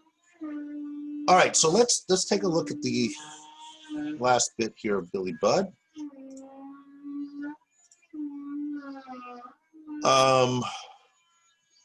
Okay, so the death of Billy Budd, and here we get a lot of imagery here, biblical imagery, but also other things are going on here. What do we make of this death? We talked about how Billy is, seemingly resigned to it. We have him, right? His words, his only ones, words wholly unobstructed in the utterance were these: God bless Captain Veer. Okay? So,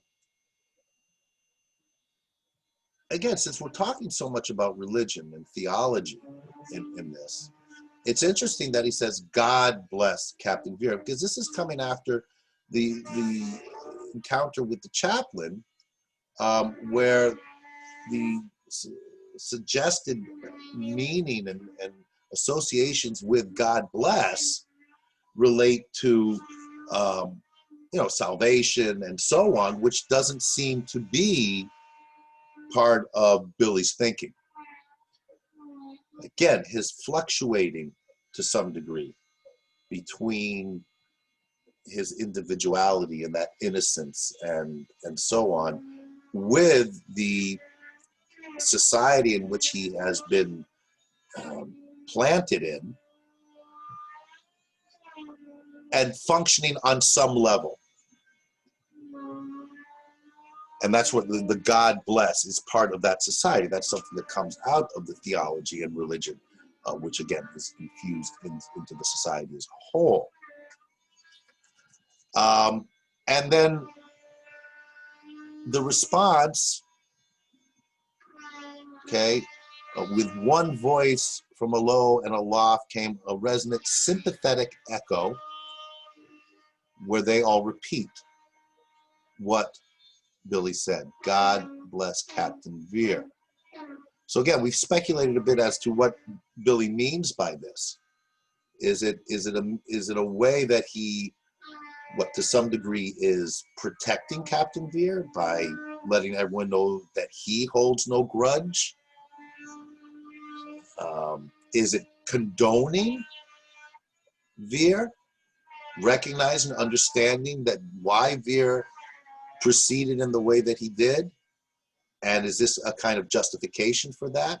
A lean towards the idea that, yes, we have to adhere to the laws of the society?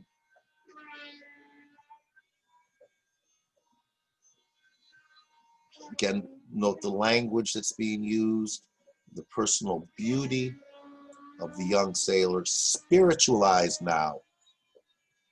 Okay? And of course, we see this is really emphasized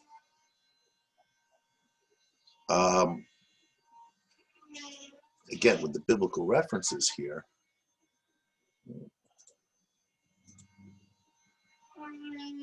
Was shot through with a soft glory as of the fleece of the Lamb of God. Okay, the Lamb of God, right? Reference to Christ. Seen in mystical vision. And simultaneously therewith watched by the wedged mass of upturned faces. Right? So you get that image, right? Them looking up. It's very much, to a large extent, recreating the crucifixion here. And then note, Billy ascended, and ascending took the full rose of the dawn. It's quite an image. Dawn is starting, Billy has just been hung, the faces of the sailors are all looking up to him, and he ascends. Very spiritual, very mythic, in a sense. Certainly adhering to the biblical references and so on. But then, in the pinion figure arrived at the yard end, to the wonder of all, no motion was apparent. None save that created by the ship's motion because of the weather. And this again adds to that mystique and now brings in what the narrator calls a digression, seemingly digressing away from our story at hand, but of course, it's very much part of it. What goes on in this digression? What is this discussion that ensues?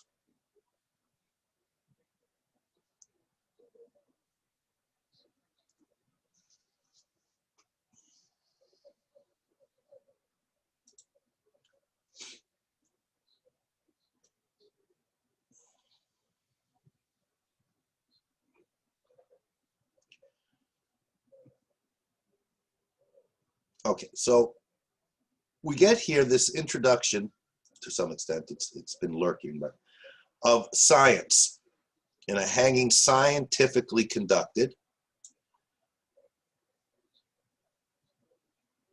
Any movement following the completed suspension and originating in the body suspended, such movement indicates mechanical spasms in the muscular system. Hence, the absence of that is no more attributed to willpower, as you call it, than to horsepower, begging your pardon. Okay, so this idea of willpower, what is that?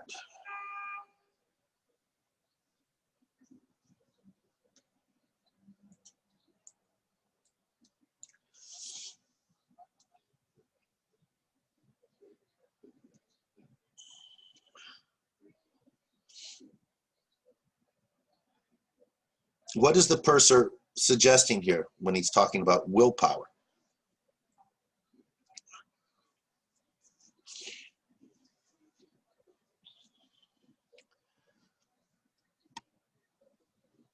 Could it be suggesting that it was Billy's will, his willpower, that managed to control his body, his actions, so that he didn't move after the hanging? That ties into the concept of individuality, right? Through a scientific lens.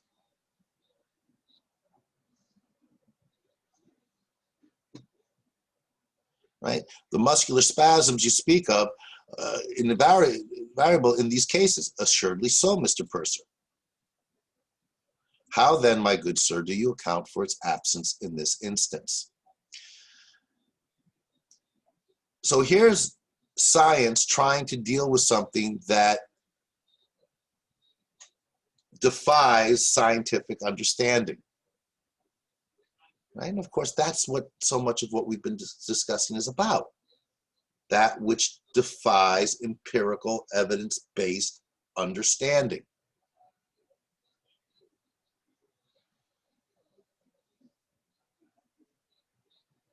You account for it by what you call willpower, a term not yet included in the lexicon of science. Okay, so you're asking me about his willpower. This isn't part of my scientific understanding. It's not, science hasn't dealt with this. For me, I do not, with my present knowledge, pretend to account for it at all.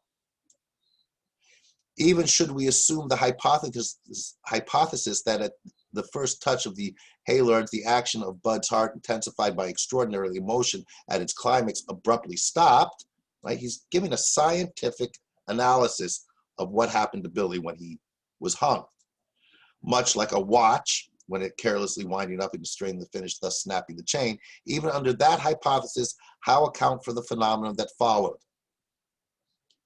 You admit then that the absence of spasmodic movement was phenomenal.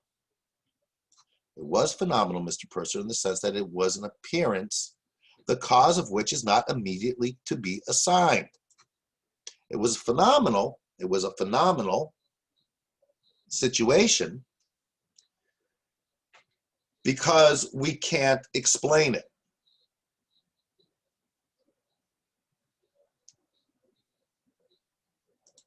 And therefore, if we can't explain it in this scientific approach, it's dismissed.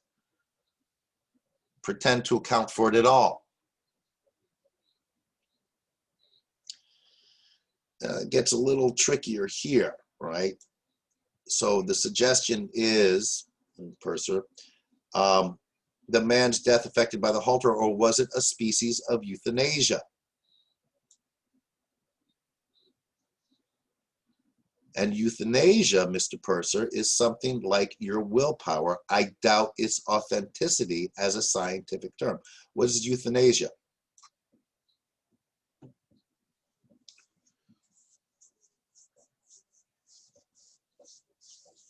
It's like doctor-assisted suicide, basically. Yeah, well, yeah. The operative word there is suicide. It's suggesting, because we attach that to willpower, that in some capacity the purser is entertaining the idea that Billy was in control of his own death and in control of his muscular spasms at the time of that death, because his body should have been twitching. Again, the scientific response to that is, I doubt its authenticity as a scientific term. Therefore, I'm going to dismiss it. Begging your pardon again, it is at once imaginative and metaphysical, in short, Greek, right? That's call back to ancient Greeks and metaphysics, Greek philosophers, but abruptly changing his tone. There is a case in the sick bay that I do not care to leave to my assistants. Beg your pardon, but excuse me, and rising from the mess, he formally withdrew.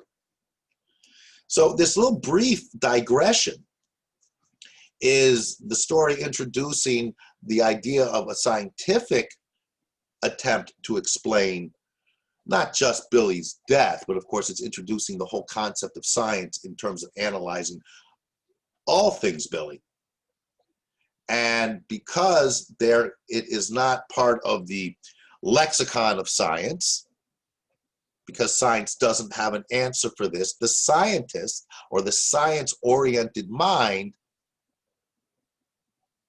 leaves it, doesn't explore the possibilities or the implications. Excuse me, now I have to go.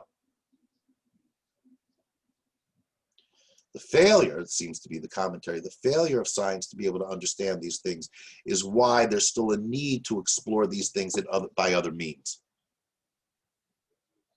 Through the mythological, the theological, and the political.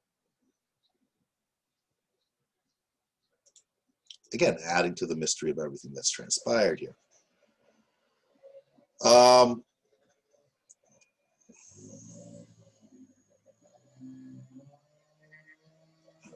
Get to the ending here.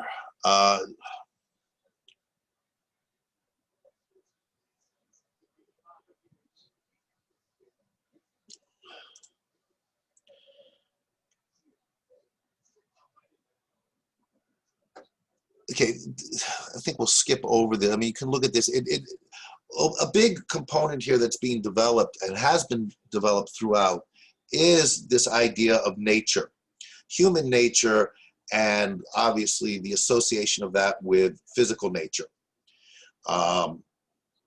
And, you know, Billy has been compared to animals and so on. It's trying to navigate through the idea of humans' role, our role as human beings within the natural world. We have our natural means by which we act and react to things, very much emphasized in Billy, right? It was, for Billy, it was a natural response to the accusations and losing his ability to communicate verbally, to lash out in a natural response violently. That's that barbaric, as they term it in the story, element to Billy's nature. But again, we have to tie that into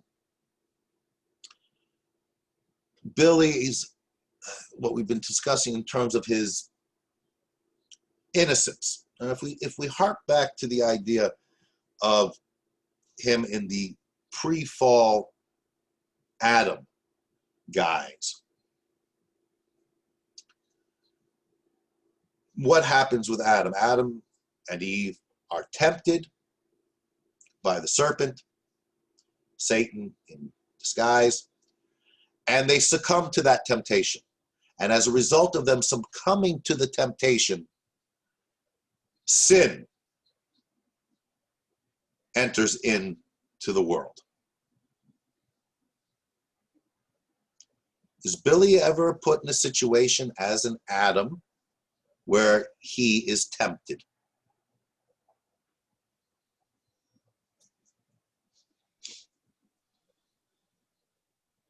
Yes, he was.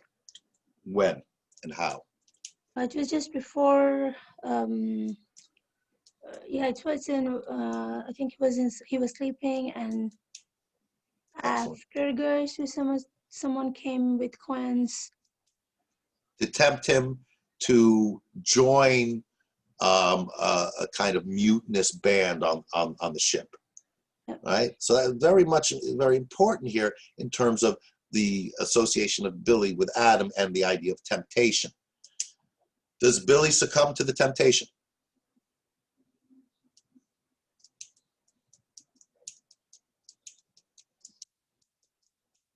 No. Right? He tells the guy to get lost.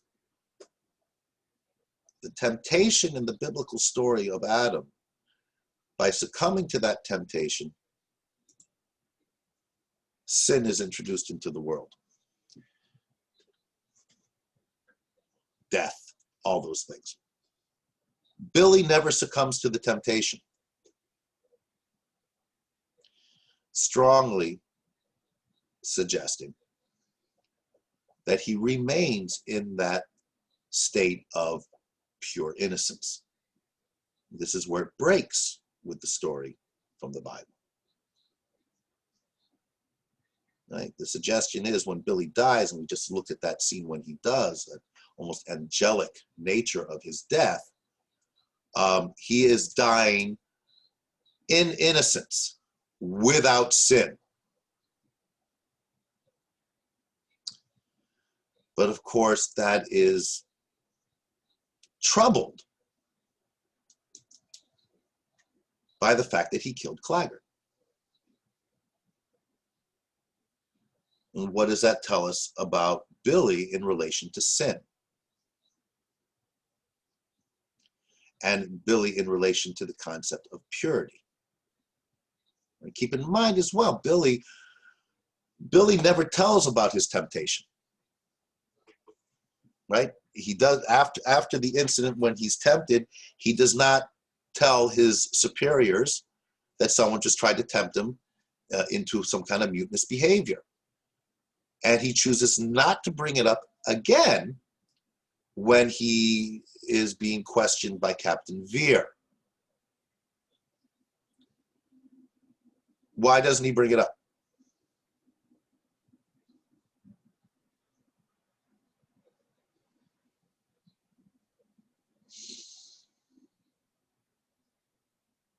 I mean, he could have used it as part of his defense.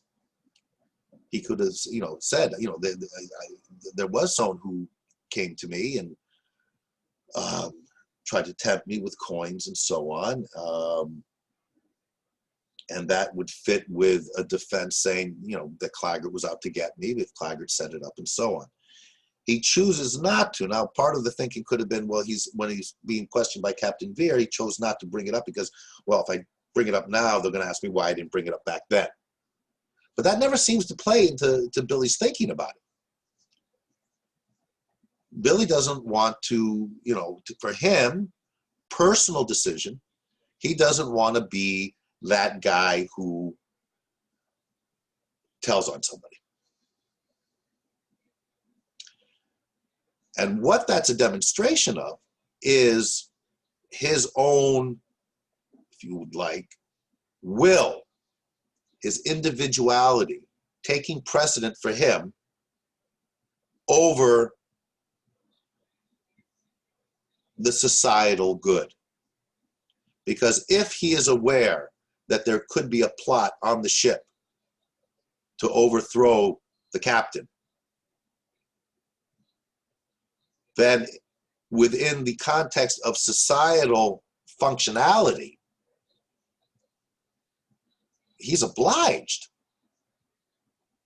to tell the captain or to tell his superiors, because that is necessary to preserve that society. By not telling, he puts that society at risk. He chooses his own assessment, his individuality, over the norms that society would be dictating his actions should be.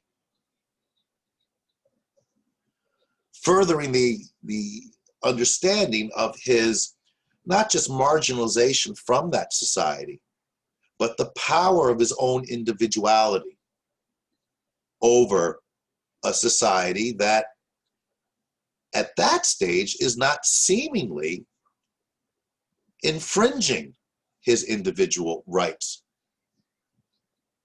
to a large extent. It's a personal decision that's made without taking into account the ramifications for the society as a whole.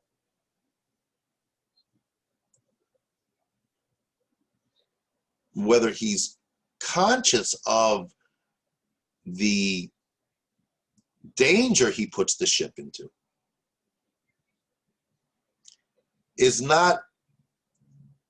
doesn't play into his thinking.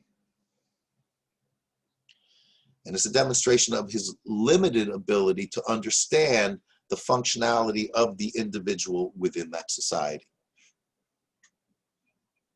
The individual for Billy Budd is much more important, his individuality, because that's all he knows, than the society as a whole. So that's a commentary on this conflict that's running throughout the whole story between the individual and society, the rights of man versus the indomitable.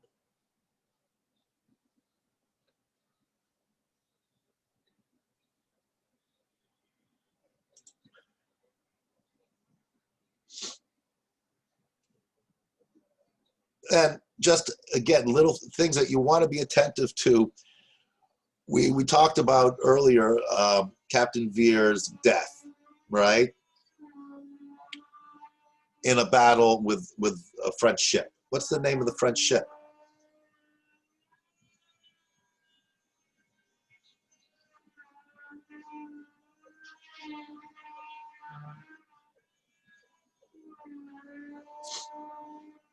No, it's right here.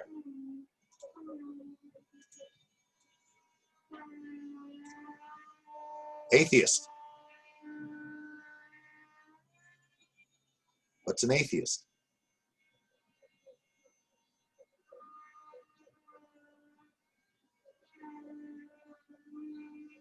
Someone who doesn't believe in, I guess, a necessary God or religion. Yeah, exactly. So again, you see how, you know, the names of the ships and everything else all tie in. The Indomitable goes to war, into a battle with a ship called the Atheist. Who wins?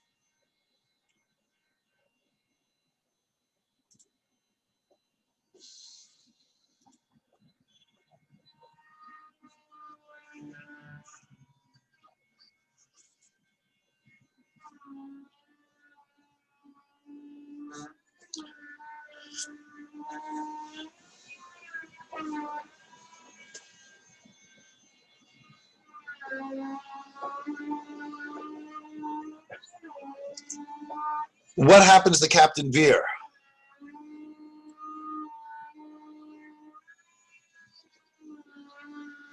As a result of his confrontation with the atheist. He gets struck by an enemy musket ball. And dies. Dies, yeah. Okay. So what's that suggesting? I mean, how do you read that if we emphasize the idea that the ship is called the Atheist, the ship that ultimately leads to the death of Captain Veer is called the Atheist?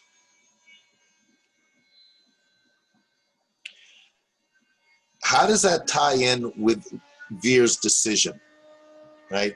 His decision concerning Billy Budd is predicated exclusively on following the letter of the law, the civil law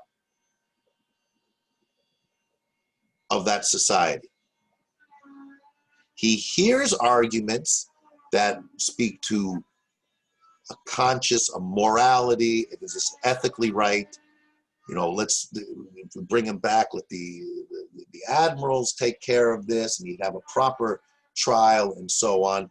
Captain Veer dismisses that because those elements, morality, ethics, don't come into play with Captain Veer when he's making his decision. He experiences that.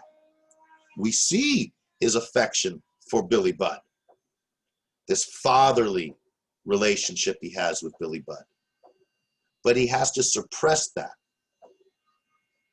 And he suppresses it almost completely when he makes his decision.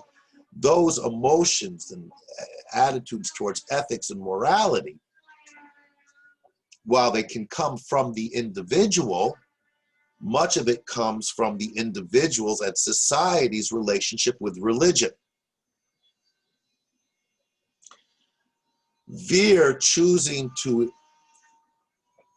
suppress that element of his being and remain focused exclusively on the, not so much civil law as much as the martial law, which is part of the civil law, but now in a state of war,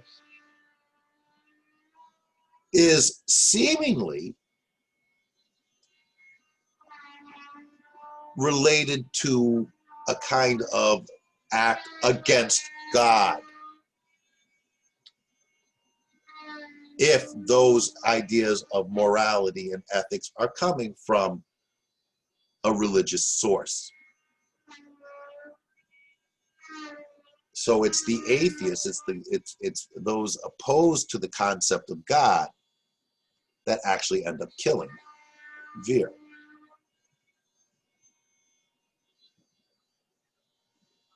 And then we have this, you know, to a large extent baffling, sure, because we don't understand, we can't know for sure what he meant by it.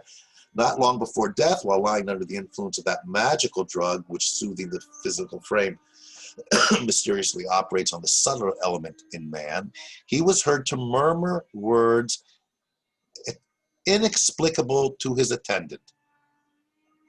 Billy Budd, Billy Budd.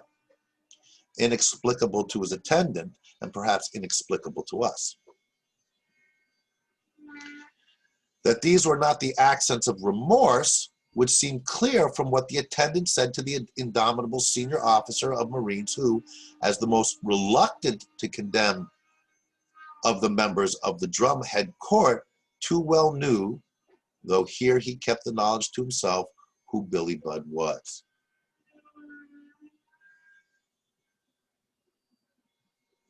Were not the accents of remorse. So it's telling us that because this might be our initial reaction is, oh, he's regretting, he's remorseful for what he did to Billy. But it's not. So how do we take his final words referencing Billy Budd? Seems to be dying, thinking of Billy Budd, but not remorseful for what he did, therefore remaining confident in his final determination vis-a-vis Billy Budd.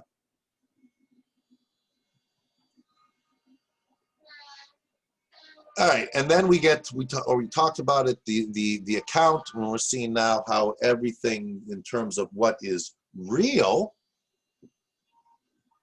and of course everything that we've been told is coming from a narrator who's not necessarily reliable, okay? But in relation to that narration, we see how things are turned on its head. And as I said earlier, very consciously, in order, I would suggest, in order for the society to maintain the order necessary to function properly. We can't tell this story as it really happened. So we have to elevate Claggart, and we have to basically destroy William Budd.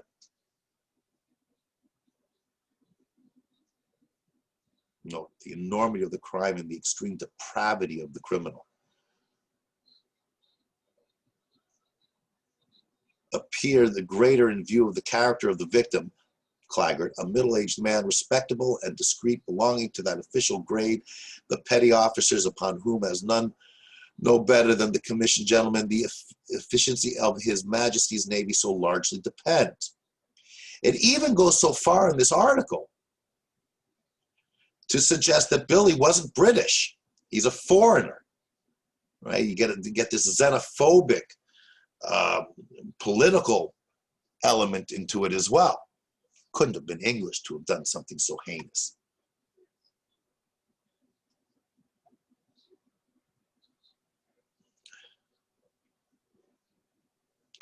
The above appearing in a publication now long ago superannuated and forgotten is all that hitherto has stood in human record to attest what manner of men, respectively, were John Claggart and Billy Budd. Here's the narrator having a little fun with us, right? So what we just read here in a publication that is now forgotten is all that is left to record Claggart and Billy Budd. But of course, we also have the story, which is recording it as well.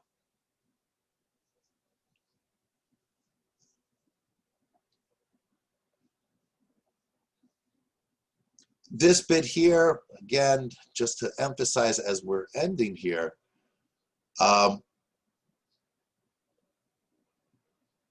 any tangible associated with some striking incident of the service is converted into a monument, commemorate something. The spar from which the Fort Topman was suspended was for some years kept trace of by the Blue Jackets, the sailors.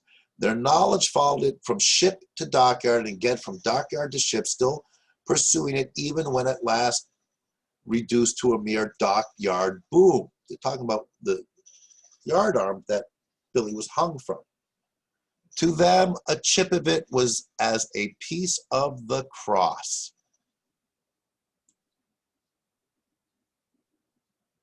And for all that they instinctively felt, that Billy was a sort of man as incapable of mutiny as of willful murder. So, a couple things here is, okay, first of all, obviously the Christ imagery and the cross. But also, these Blue Jackets felt that Billy was a sort of man as incapable of mutiny as willful murder.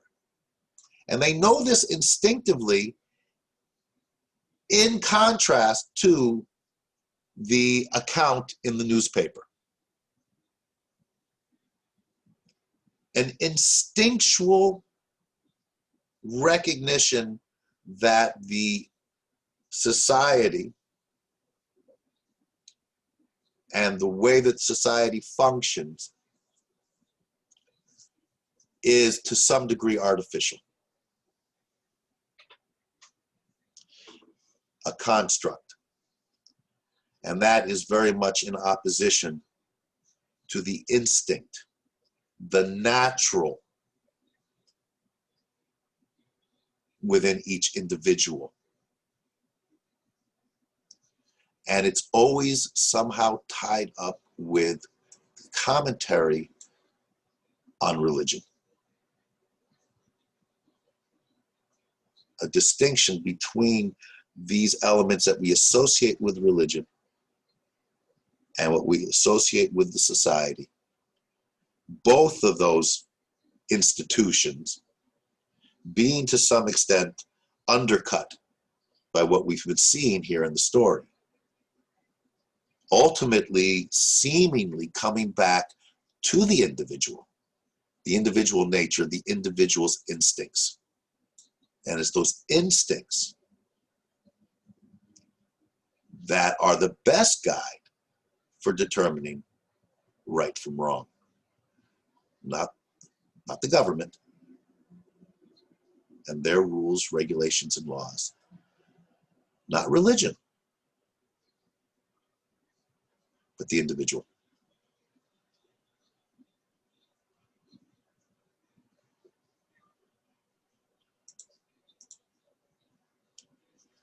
And then we have this ending with Billy and the Darbies. What are Darbies?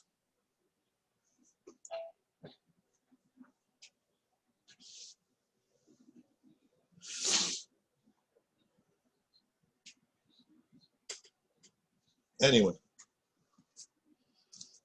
It's a poem about Billy. Well, And like it is not Darby's. I'm just saying like that part of it. Yeah, this is a poem written by someone later on, right? Taking on the perspective of Billy. So right away it's suspect. But what are Darbies?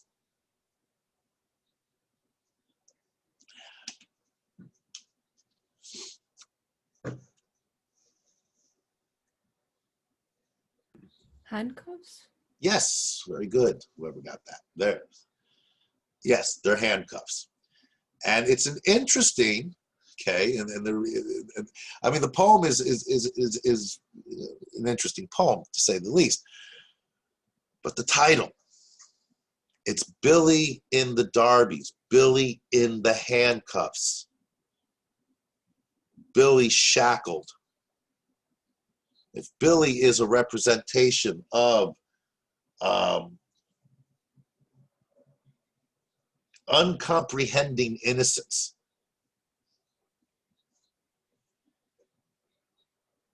because of that lack of comprehension, he is shackled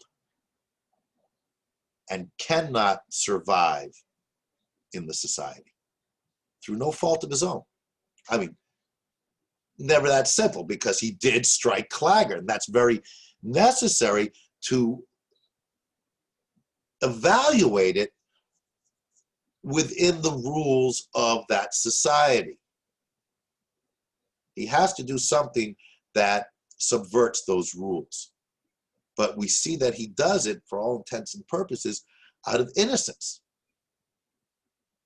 And of course, frustration, because he can't vocalize, he can't communicate. But of course, intention was never part of it. He didn't intend to kill. And we would think, with all that we've learned through religion, to a large extent, not all, but some, and through our instinctual natures, that Billy should have been given a greater opportunity to defend himself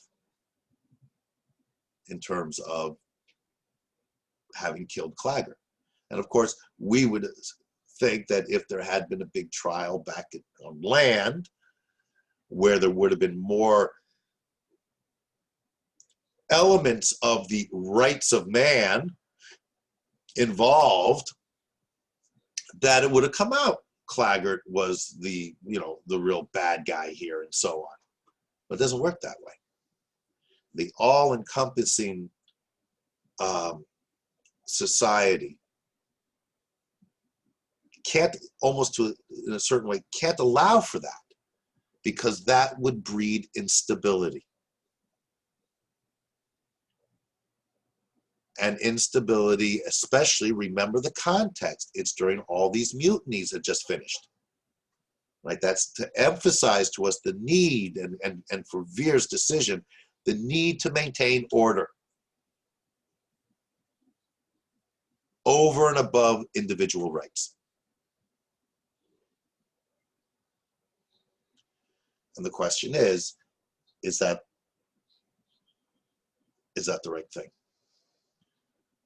And if it is, then how does that relate to concepts of sin and morality and ethics? Go back to the court when the others are challenging Vere on these moral and ethical issues. Is this the right thing to do?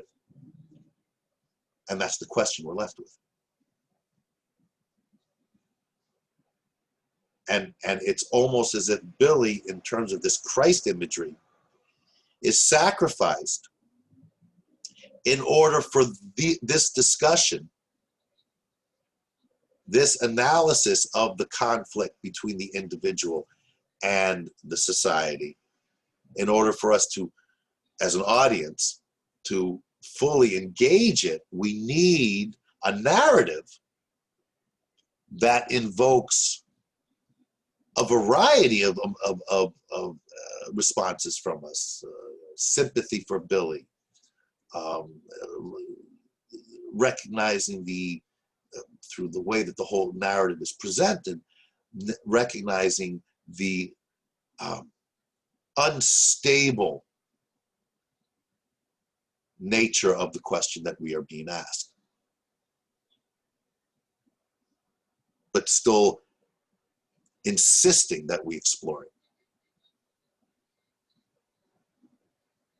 and question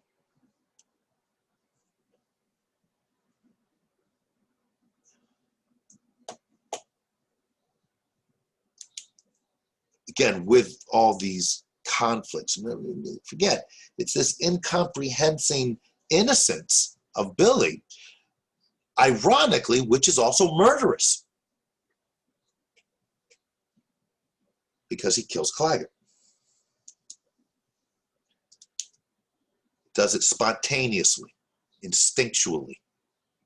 Right? If you set that off of what was going on in terms of the war with the French and the revolution that was in the air from the mutineers and so on, which perceived the system as being evil and taking conscious action to overcome that evil, planning and plotting mutinies and so on. Billy is overcoming evil, but not through the planning and plotting. His comes from a spontaneous, instinctual reaction to it because he is in this state of innocence. So he can't delve into the machinations of planning and plotting, because that would challenge him to question whether or not it is the right thing to do in relation to maintaining the society.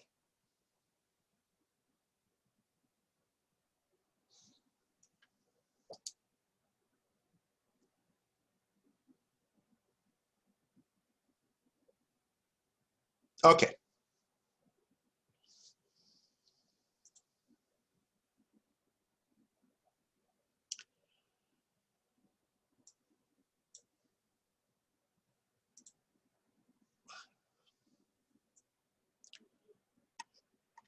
Now's the time to address any issues in the play. I tell you what, we'll in the story. Let's bring up the PowerPoint just to kind of wrap this up. Where is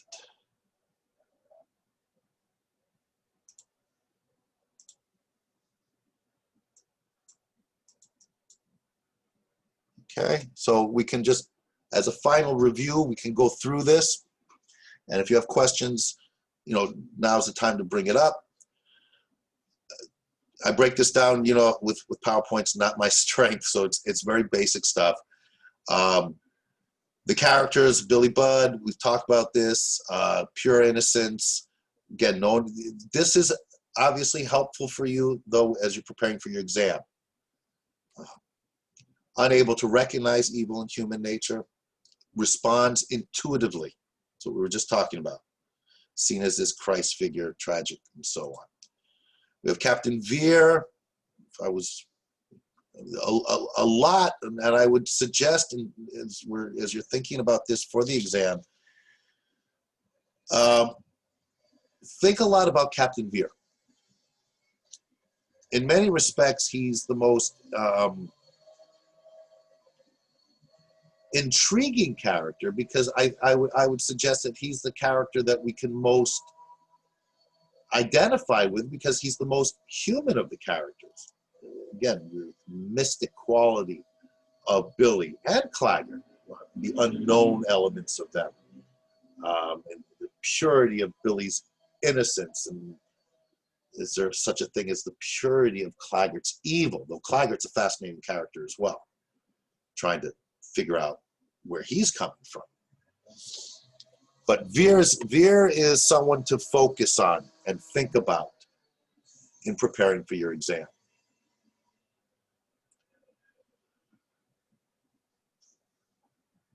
Okay, this is obvious. Again, just to remind you who's who. Notice something with the Dangskars, though.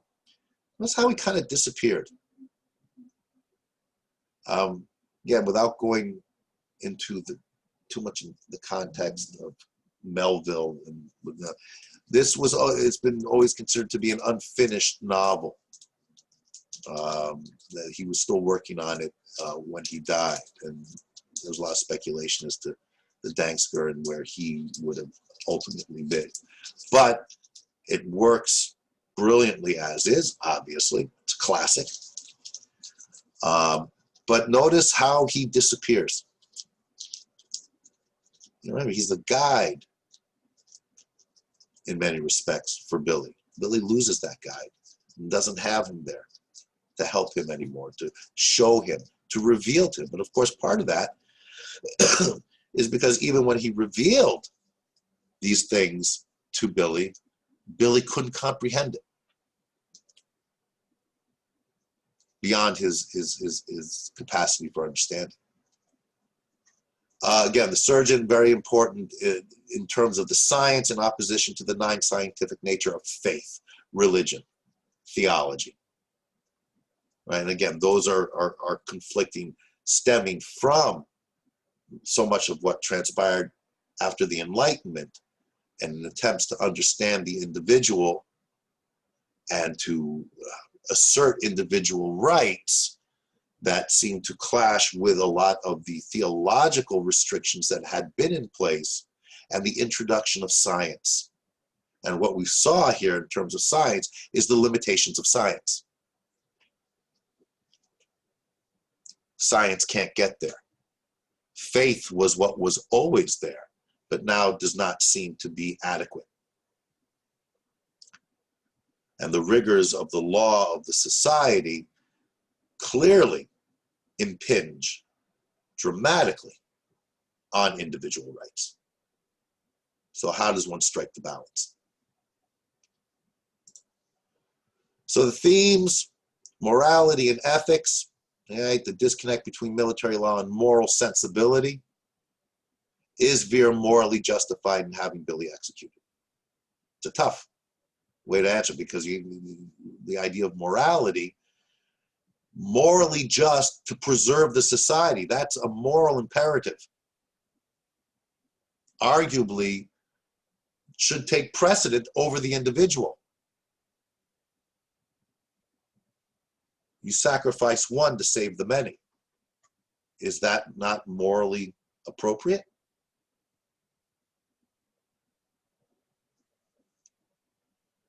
Justice. Veer is old school, eye for an eye, tooth for a tooth.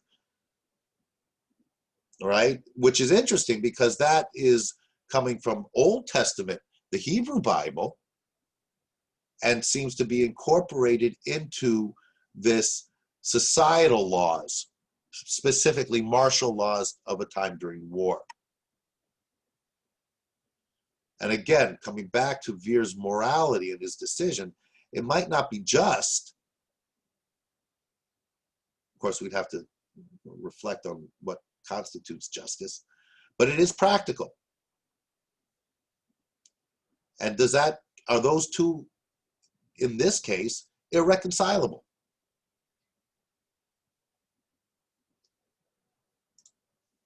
Sin. This relates to the idea of free will, the exception being original sin, right? That free will, right, comes back to Adam and temptation. The decision, the free will to give into temptation, or Billy's free will to not. Claggart's satanic role and tempting Billy, okay, the sin of rebellion. Fear of sin, right? You have to ensure, right, the idea, the concept of sin. If you sin, what happens to you? Do sinners achieve salvation? Is sin so attached to religion? And without religion, does the concept of sin disappear? And then it just dissolves or devolves into an idea of right versus wrong, without bringing in the terror of sin, because sinful people do not achieve salvation. And ultimately, in the religious context, salvation is the ultimate end. Everything is meaningless if you don't have salvation.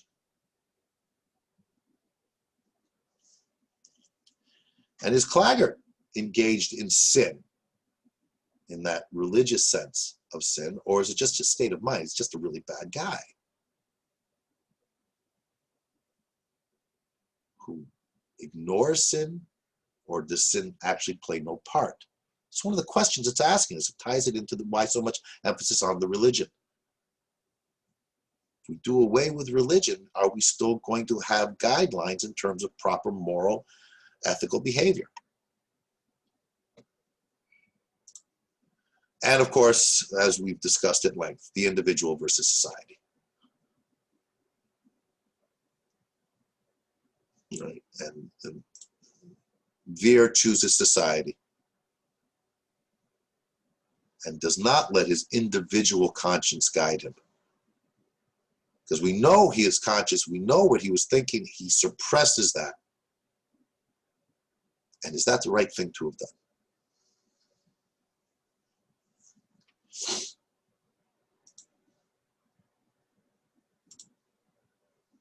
All right.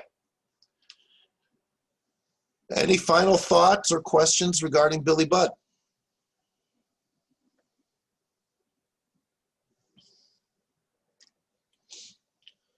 The best way to prepare for the exam in relation to Billy Budd is to go back and read sections that you hopefully highlighted or you were highlighting when I was going over it here in class.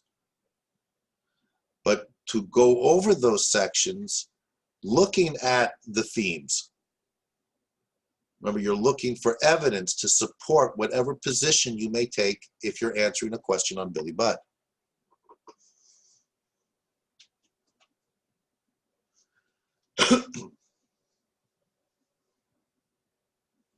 We're all good when it comes to Billy Budd? When are you gonna post the videos? The recording? Every recording that's worked, I've posted.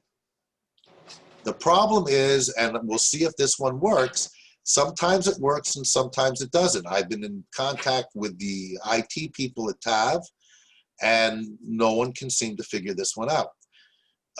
Even in a single day, sometimes it records and I have a class right after this one, and sometimes it doesn't. I don't know what to tell you. So everything that's recorded, I put up. Okay, and hopefully this will be recording as well. Thank you. Okay. Anything else? There's only one video that's posted from Yeah. your recording. I know. And I can only hope that this one will be. Again, I don't know anything about how these things work. I know that when I end the meeting, when it's working, a box pops up and it says it's converting the file. And sometimes that box pops up and sometimes it doesn't. Hopefully they'll have this, well, I was saying this weeks ago, hopefully they'll resolve it next week. So I don't know when they're going to resolve it.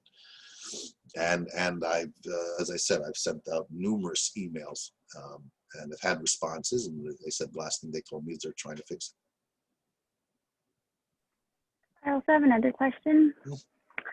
You know the bonus essay Right. for the Yeah. meta-analysis? Yeah, so thank you for reminding me. Okay, so for those bonus passage analysis, technology. What I've had to do with those is I have to convert them into a zip file, then I graded them, and then I put them into a new zip file, give it a specific name that we're required to, and then what's supposed to happen is then I can send it all back to you so you have them. What I've been told as in my attempt to do that is right now they are lurking somewhere in a cloud. And it should be retrieved in the next day or two. So I've been told. And then it should automatically go back to you so you'll have the grade and the comments on those. The reason I haven't been giving you any more is I need this resolved before I start having you do more assignments. It's not just you, it's in every one of my classes. Okay, because Okay. I have them marked, but I need to get them back to you. Of course, I'm accustomed to coming into class and calling out your names and handing back your papers.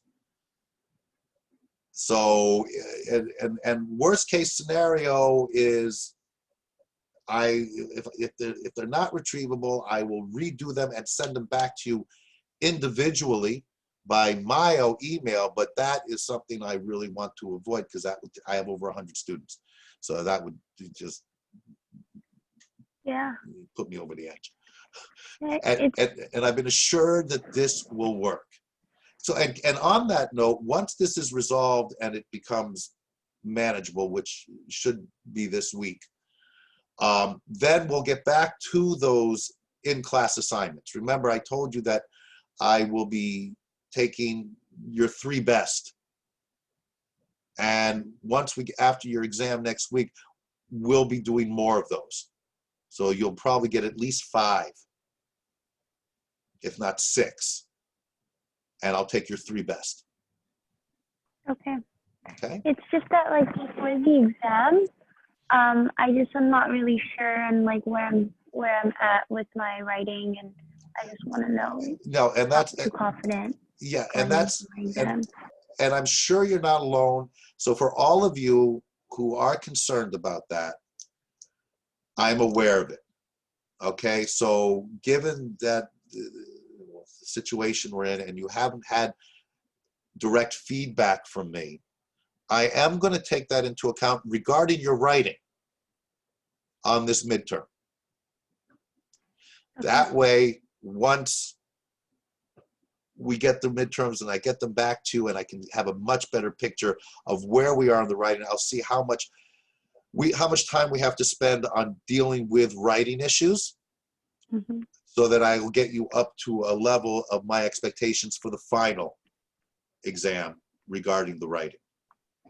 Okay, so yeah, I mean, it's still important, don't get me wrong. You still, this is 103, so you've had 2 English classes coming up here, so I am expecting you to know the basics of writing, and of course, and most importantly, to follow the structure of the 5-paragraph essay.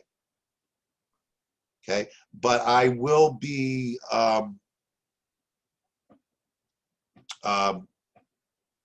what's the word? I will take into account that you haven't had any direct feedback regarding your writing from me. Okay. Okay, but that means I put more emphasis on the content. Okay, and for the structure, remember I told you there's 3 things that I look at when I mark: content, structure, and writing.